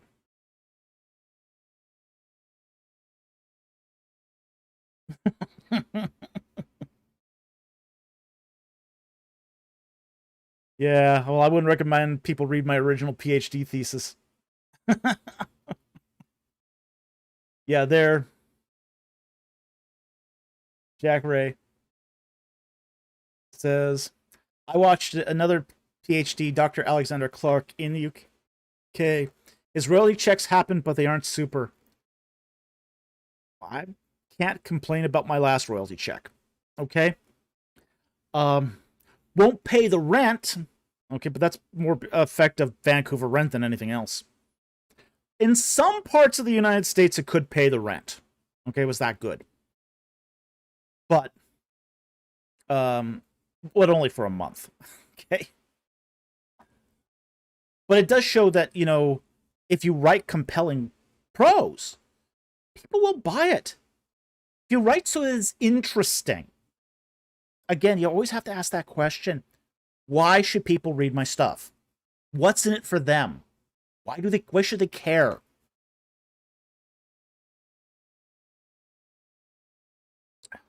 BC, nothing pays the Vancouver rent. Yo, boy, that's true. Yeah. Yeah, Vancouver rent is really exorbitant. It's like New York rent. It's like New York rent. The pictures. Pictures help. Pictures help.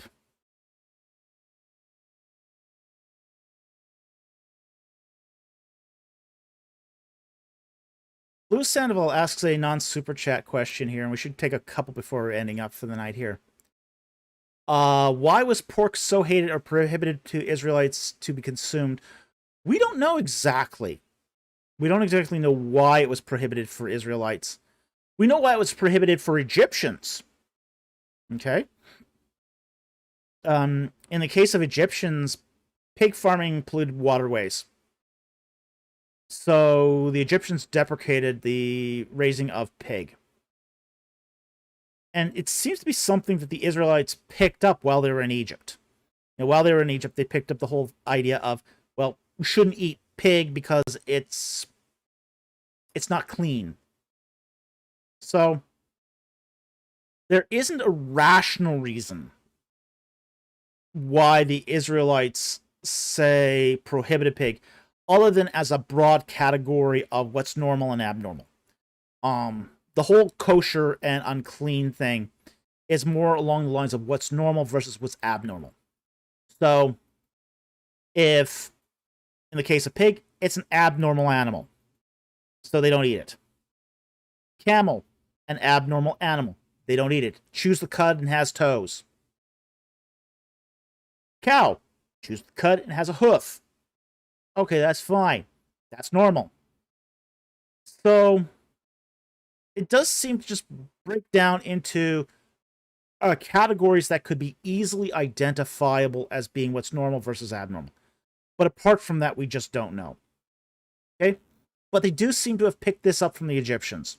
That we seem to know based upon the continuity of their eating habits from their time in Egypt up until their entry into the Judean foothills around 1200 BC. So that dietary continuity seems to be consistent with their time in Egypt. So I hope that helps. Thank you for the super chat or the question. Really appreciate it.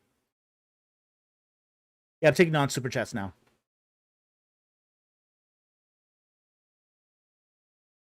$11.13. Okay.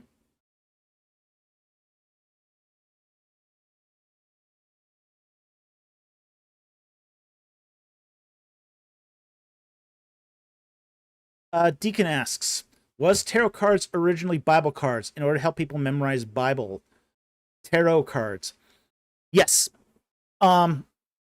It seems to be true that tarot is best described as medieval PowerPoint. Okay, it was carried by monks as a way to. So your original tarot deck had only the picture cards, none of the number cards. So the number cards are not in the original deck.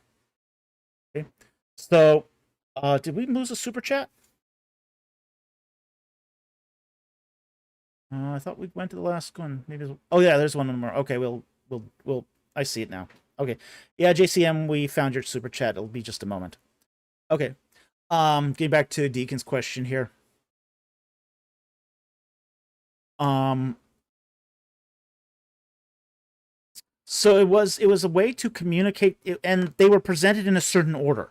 Okay, so the tarot deck, the medieval tarot deck, was arranged in a certain order, where you had creation, the garden, Adam and Eve, the serpent, the apple, the fall, the Exodus, the giving of the law, King David, Christ, the Hanged Man, and it goes right through until the end of the book of Revelation. So there's one of the things. This is one of the things that was a very, very much symbolic of the way that you had to present the gospel to basically a population that couldn't read. A lot of Europeans couldn't read, but there were a lot of monks around, and they would go from village to village, and they would do this tarot trick, where they would just sort of basically present these cards in a specific order to communicate the gospel in a visual way that everybody could understand.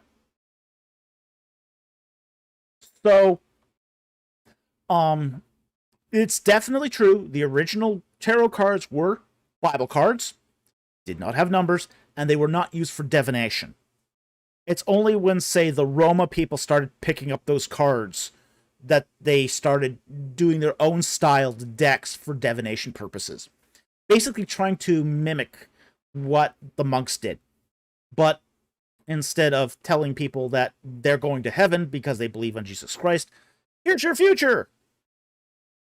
So it was a good thing. So it was originally a good thing that was twisted.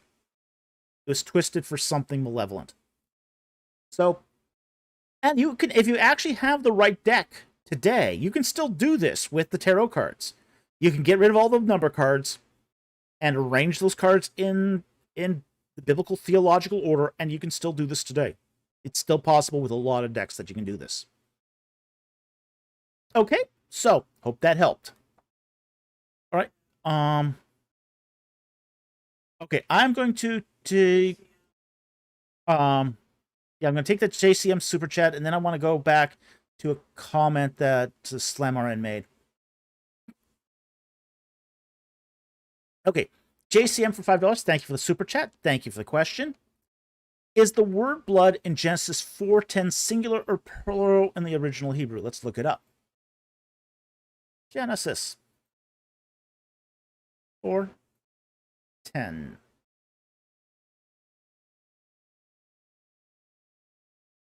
Okay, let's go. Hebrew here.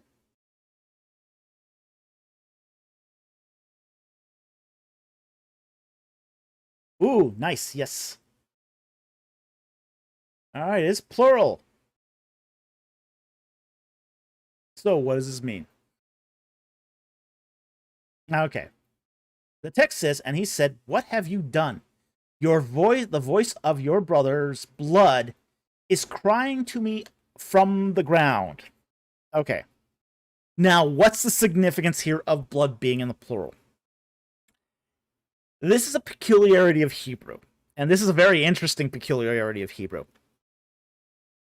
Blood in the singular is the blood that flows through your veins. It's red.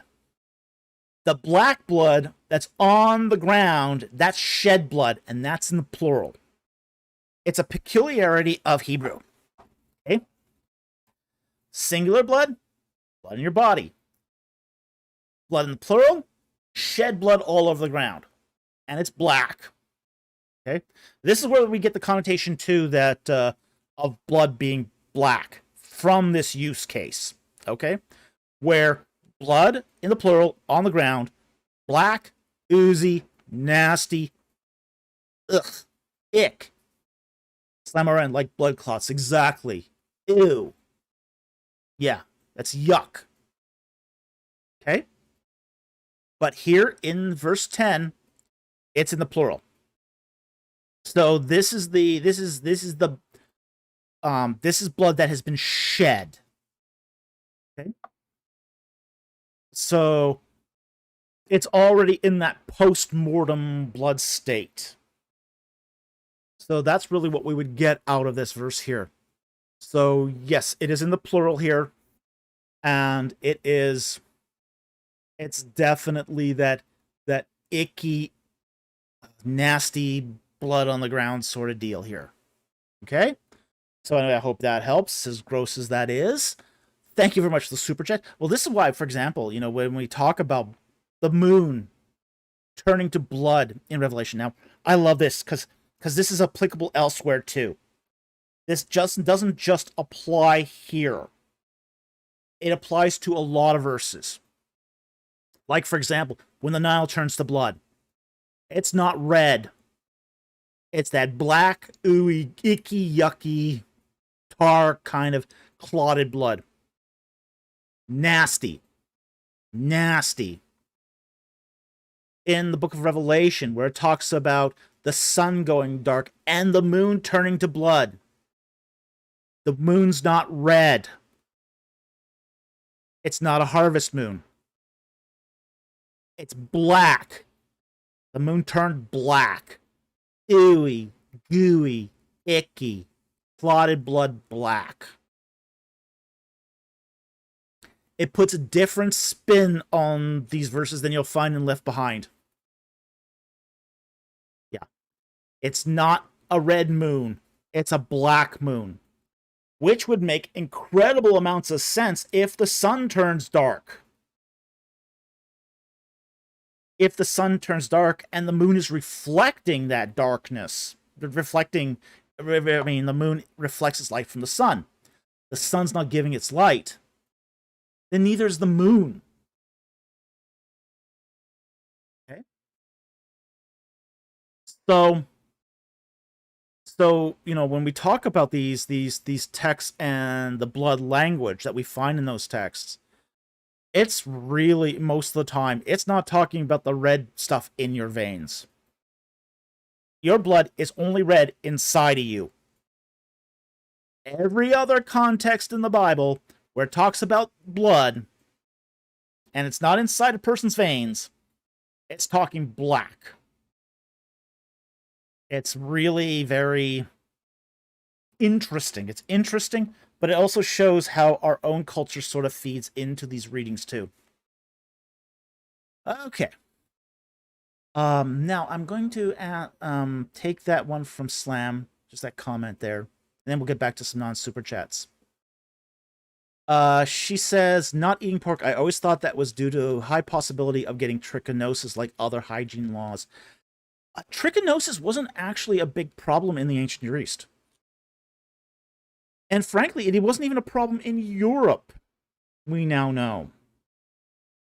It's more a problem in North America. And it's always been more of a problem in North America.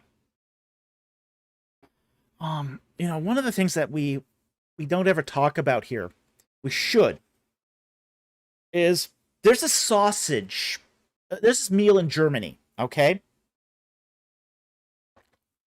Which is nothing but ground up raw pork. Okay? And they've been serving it that way for generations, centuries. It's a meal that's specific to Germany. Okay, now they didn't get into hygienic pig farming until recently. So if trichinosis was really that common, then all those Germans should be fallen over with trichinosis. Trichinosis is primarily a North American disease. It might also be in Southeast Asia, I'm not sure. But we know pretty much it's not common in Europe. It wasn't common in the Near East. So it doesn't seem to have been caused by... These hygiene laws do not seem to be caused by trichinosis. In fact, the last case of trichinosis in North America was because some guy in Colorado bought roadside cougar jerky. So, again, hey, if you don't have hygienically farm-raised, organically fed cougars, don't have your cougar jerky.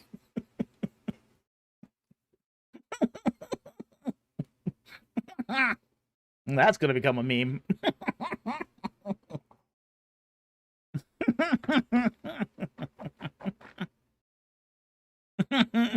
Metwurst, yep. Yeah.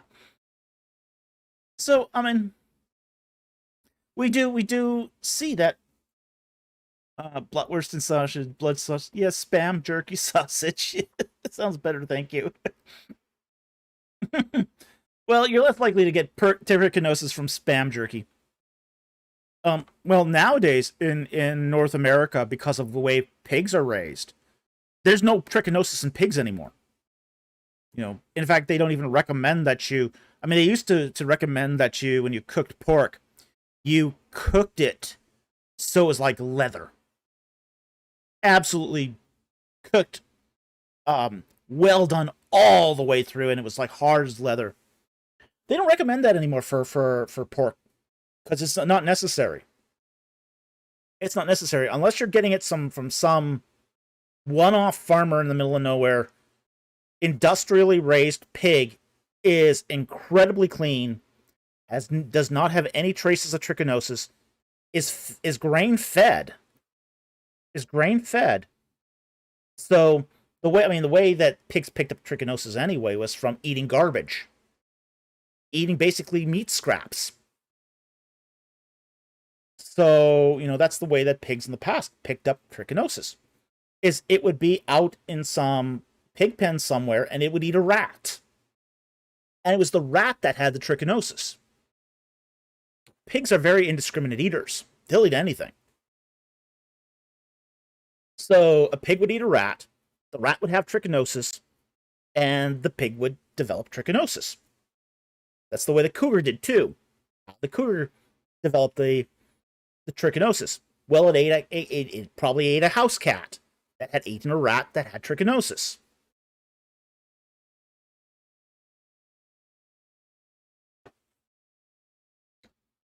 John Febeck. My grandpa said he had to cook pork like that back in the 1930s and 40s. Yeah, a lot. I mean, they were still recommending that until the 1980s.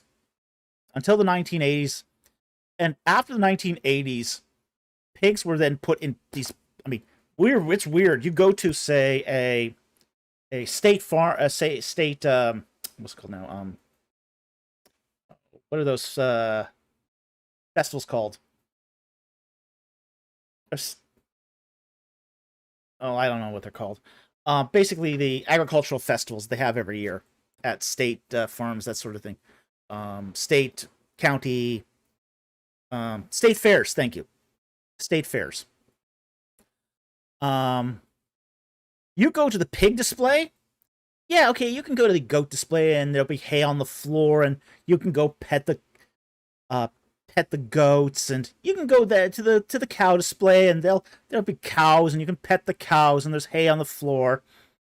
You go to the pig display, and they're in like these hermetically sealed cubicles, and there's plexiglass in front of them, and basically the tenders have a hallway that they go into, and they're dressed in these hazmat suits. They got masks on and hair covered and the shoes covered, and whoa.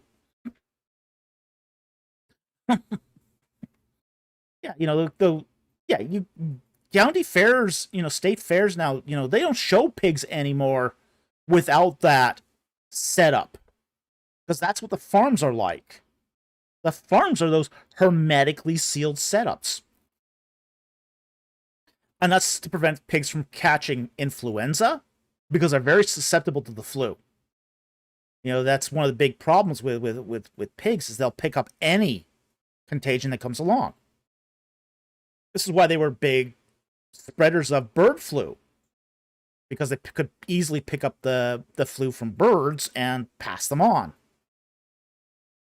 So nowadays, with most pig farming, it's really tightly controlled. So, nowadays they don't even recommend. They say now, cook your pork medium rare and you're fine. So trichinosis it was never a problem in the Near East. It was a problem in North America, and it's not a problem in North America anymore. But stay away from the cougar jerky. Okay? Let's go take a couple more super chats and call it a night. Did you record any for me? Yeah.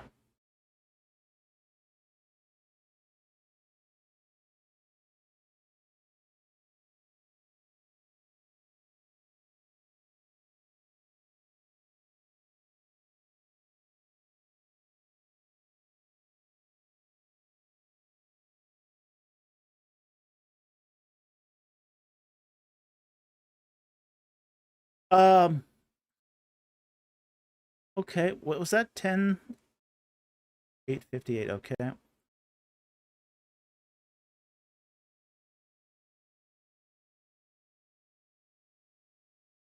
All right, Koifos asks the question, what would you have recommended material to read about Genesis 1:11 being about temple ritual?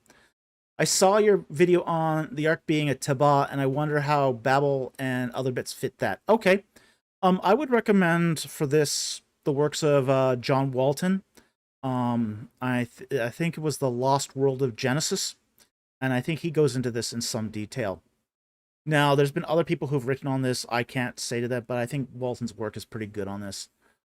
But it's very clear that, say, the Genesis 1 to 11 is talking about the precincts of sacred space, how that fits into the division of sacred and profane, the basically the first priests, the first apostasies, and that whole sacralizing converter. Now, Walton's probably not going to talk about the sacralizing converter. That's something that I talk about in my book, The Ark of the Covenant, in its Egyptian context. Okay? Walton is probably not going to talk about that. So, he's not going to talk about the Ark being a Teba. So, you probably have to go to my book, and I don't actually really touch on it to any great extent, because I'm really, even in that book, I'm focused on, say, the Ark of the Covenant. But I do touch on it very, very briefly in there. Okay? So, I think that Walton's a good start here. I don't think he's the definitive word on this. I think there's room for more books to be done on this particular subject. But I think it's a start. Now, yeah, we do want this to be done by people who know what they're talking about. Now, I had made a proposal for a fellowship to do a book like this, but I wasn't New Testament-y enough for them. So, that fellowship didn't get accepted. If it had, that book would now exist. Okay? Yeah. I wasn't Christocentric enough. Sorry.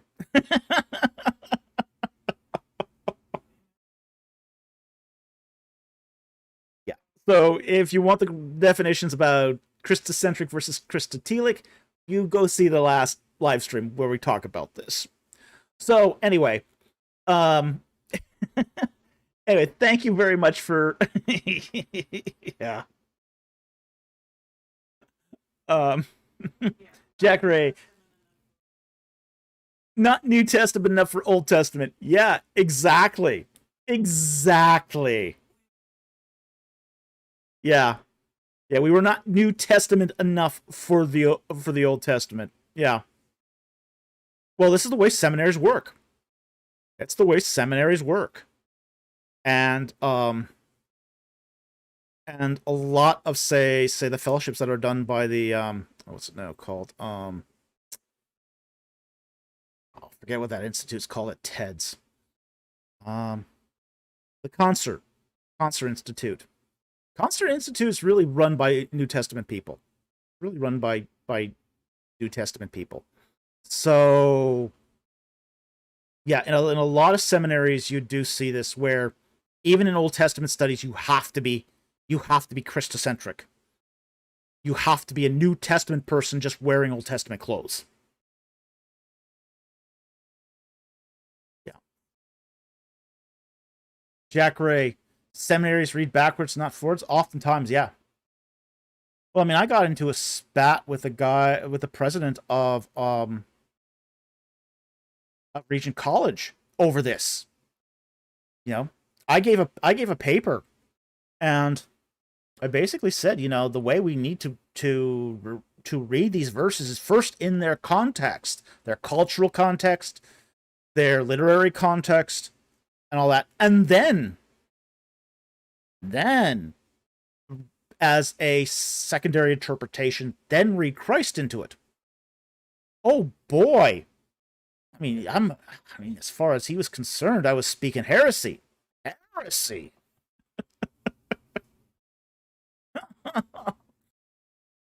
Yeah. Um yeah, he was really upset. He was really perturbed that I would make us even the suggestion that we read these texts pointing the context first, and then the culture, and their language, and their cognate material, and then go to Christ. Oh no. The president of Regent said, "Oh no, you gotta read this Christocentric first. The New Testament. The New Testament is the lens through which we read all things." Um, yeah, I agree with that, but that doesn't mean that's the way you should read first. So, I mean, he was really. This is why he never got a job at Regent, by the way. Yeah, that's one of our local seminaries here. So, that's why I never got a job there. It's because of a disagreement of how one should read the Old Testament. Again, not New Testament enough.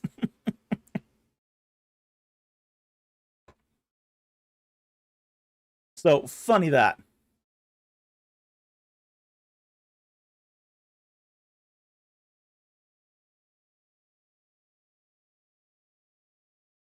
824. Okay.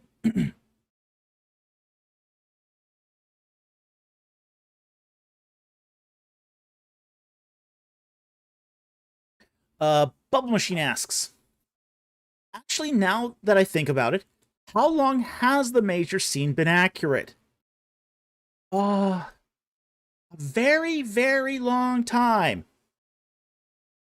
Oh, I don't know exactly sure how long the Cretius have been around, but enough that it developed a German name. So it's been around for centuries, but how many I can't say for sure. But people have conflated the idea of the Magi showing up at the manger for a very long time. I mean, we did see that in Justin Martyr, and that's the beginning of Christianity. So, I mean, that's like within 100 years of the start of Christianity. So, yeah, this confusion has been around for a long, long time. But I think it was only in like starting in the 17th century that people started making carved versions of this for display. So I think the carved versions of this that everyone shows at like Christmas time, I think that's only been around for about 300 years. So it's not as it's more recent. It's a lot more recent. But the idea goes back further than that. Much further than that. So, but the carved version, the Krish, is basically a carved version of the conception that Christians have been carrying along for a long time. So, I think there's again, we don't read carefully. People don't read carefully. This is how we get these misconceptions: is people don't read carefully. Okay, so I hope that helped. Thank you very much for the question. Good question.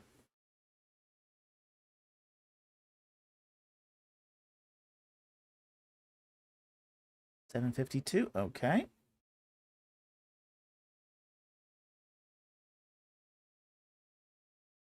$7.52.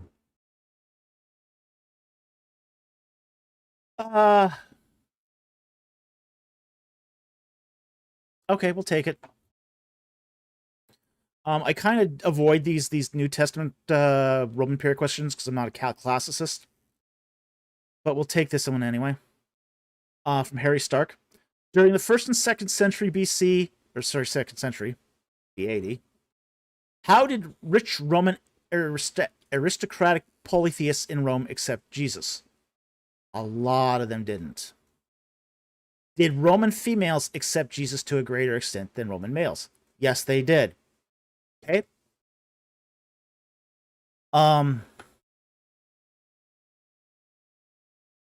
Aristocratic polytheists were connected to the Roman culture, civilization, through economics. Okay? So, you do get the... so, for example, the Roman Senate had remained polytheistic long after Rome itself had declared Christianity as the state religion. And a lot of the reason was because of connections to the trade guilds. Okay? Every sort of pocket of industry in Rome was protected by a kind of trade guild. No, not an official trade guild at times. Sometimes it was unofficial. But they were managers of these resources and these trades. Like, for example, the idol makers, the silver idol makers, had a trade guild. You couldn't just sort of put up a shingle and call yourself a silversmith and make silver idols. It was a controlled industry. All industries in... Think of Rome kind of like a Russian oligarchy. Okay? So every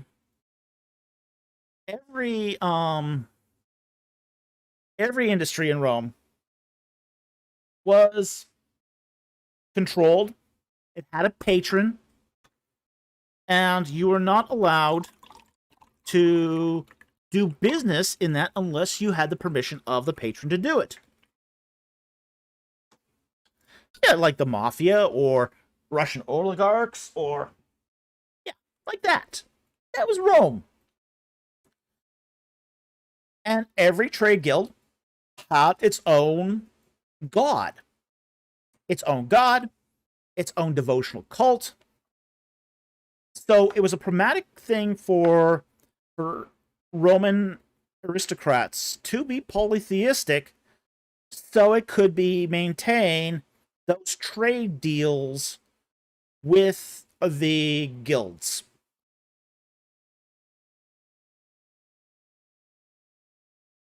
So, Dark Blade, which period of Russian history is being used for the purpose of this analogy? Today. That's Russia today. Okay. Of course, I think today Russia's in a little bit of disarray. Maybe Russia 2 years ago. Okay? Maybe Russia 2 or 3 years ago. Eek. Yeah, they're not faring so well in that Kursk incursion. Oh boy. Um. So, uh, it's kind of funny seeing them scramble. However, okay. So with that said, uh, yeah, I have to admit it. I have to admit, I'm having a good laugh seeing the tables turned. Okay. So anyway, um, so then yeah, so Rome is organized with all of these trade guilds, and you need some stonework done. You have a guild to do that. You need some a building constructed. You have a guild to do that. You need some silver idols made. You had a guild to do that. You need some horses. There was a horse guild. Yeah, yeah, there was horse traders, and they were part of their guild. So you needed mercenaries. There was a guild for that too. So the Roman Senate the senators were all backed by certain guilds, and a guild might support many senators. So there was this economic resistance to Christianity amongst the aristocrats. So that and frankly, a lot of Roman women didn't care about the trade guilds because they got half of everything anyway. So, that was part of being married to a Roman man, is that you married a Roman man, you got half his stuff. Okay? By the way, following on a previous discussion, polygamy wasn't allowed in Rome. Okay? So, the women really tightly controlled the finances. But they didn't control the deals. So a lot of women were more accepting of Christianity because they didn't have to deal with the guilds. So they had some of the vested interest in the purse strings, but not necessarily in how that purse was filled. So it was very true that in the early days of Christianity in Rome, it was considered to be a religion of the slaves and women. Slaves because they had no purse strings to be pulled, and women because they had no vested interest in maintaining that relationship with the trade guilds. So that's why it more readily caught on with, say, women. It also gave women certain rights too that women didn't have. So this was something that was a lot more, say, progressive than Roman religions.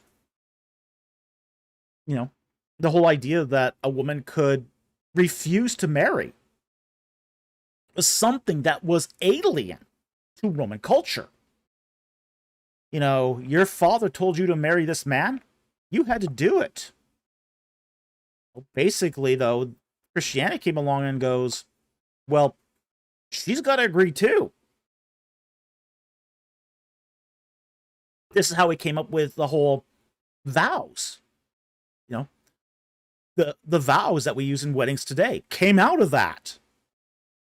It came out of that whole idea that before, your father agreed to a marriage and that was it. It's done.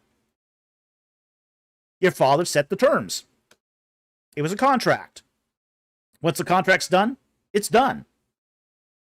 Yeah. Yeah, there wasn't even a ceremony. It wasn't even a ceremony, it was just a contract. Here's your new wife. Here's your new husband. So, so when Christians started performing marriages, it was like, well, we can't do it the old way. We got to have some process here to give the woman at least a opportunity here to say no. So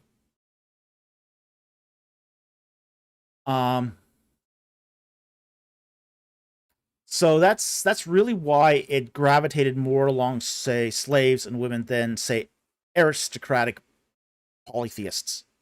It was economic. It was primarily economic. So anyway, I hope that answers your question. Thank you very much for the question. Very much appreciated.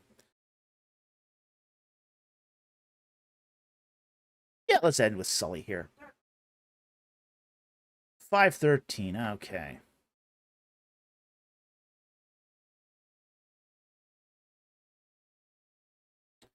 Oh yeah, everyone's got to know our serious academic question, channel by our serious academic questions, because we're so serious.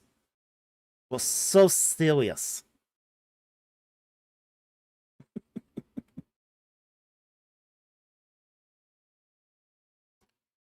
Wouldn't you know, I just happened to flip to the end by mistake. 513, okay. Okay, yeah, we'll take this, and this will be the last question of the night.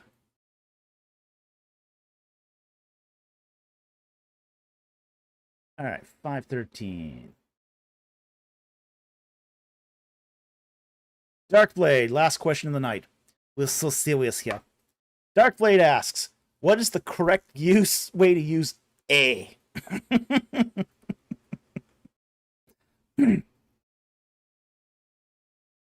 There is a correct use for this is what's called a filler word. It's a filler word.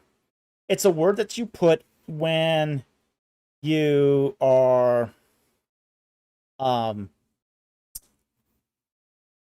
when you have to fill in sort of a pause. Now, this is the Canadian A. We're going to do the Canadian A here. Okay? Now, it's typically used at the end of a sentence. Like, do you agree with me, A? You hear me, eh? So that's one use for A. But it can also be used kind of like So it can also be used when there's a pause in a piece of text. So let's say you start a sentence A and you just want to continue on A, and it just is A. You're adding words to this A until you complete the thought. So you can be used by that way too. So one of the ways I love actually a good comparison in a foreign language is actually Japanese, where sometimes they will use ne,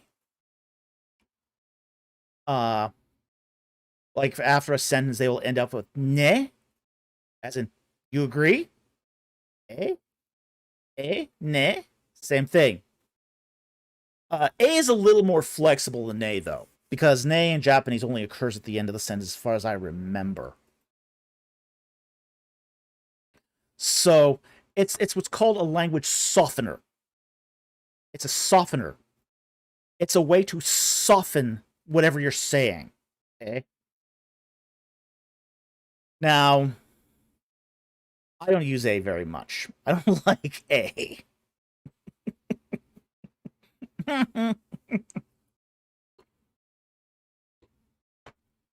My dad, however, uses it all the time.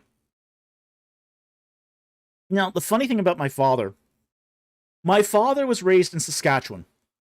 Okay? He was raised in Saskatchewan. But he sounds like he's from Newfoundland.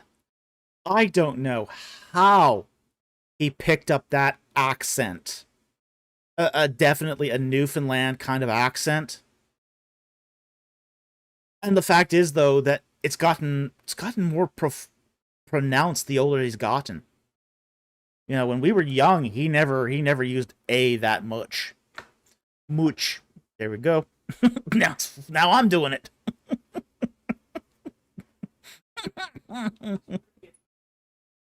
It's weird getting old, yeah. Soon I'm going to start talking like my father. Eh.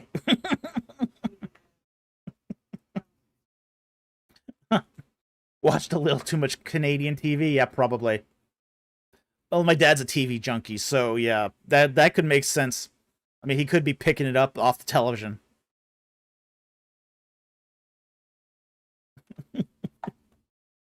It's proof the doctor doesn't like softening things, eh?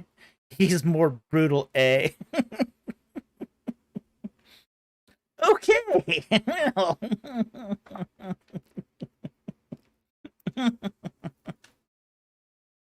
Darkblade. And he would have been born before Newfoundland officially became part of Canada. Is that correct? That is correct. Yes. Yes. Newfoundland was the last of the lower 10 provinces. Territories have been changing recently, but Newfoundland was the last province. I think it made a province in 1948. My father was born long before then. Long before then. So yeah, Newfoundland was a very strange way. It was very strange how Newfoundland became a Canadian province anyway, but it was the last official province of Canada. Uh, yeah, that's it. And with that, we're gonna end the live stream. Okay. Anyway, we want to we want to thank all the people who have supported us tonight through your super chats and your donations through PayPal. Thank you very much for supporting this channel. We hope that our work continues to bless you and the community, because that's what we're here to do. We're here to answer your questions on Friday nights, and we thank you for your support of that work. It means a lot to us. It helps us to keep going. We also want to thank our Patreon and our membership supporters. You guys also help keep the lights on and keep the equipment fixed, which we had to do another major repair recently. So again, we want to thank you so much for that support. You guys feed directly into that budget that keeps the equipment going. Okay. We also want to thank our regular subscribers who hit that subscribe button, especially now that we've been shadow banned. So please do hit that subscribe button. Shadow banning's not nice, YouTube. But so please hit that subscribe button and the bell notification. And we also want to thank you guys who've been giving our URLs to other social media platforms that gets the word out. With that said, thank you very much for joining us tonight. It was a great live stream again. We'll see you next time on Ancient Egypt and the Bible. Good night, everyone.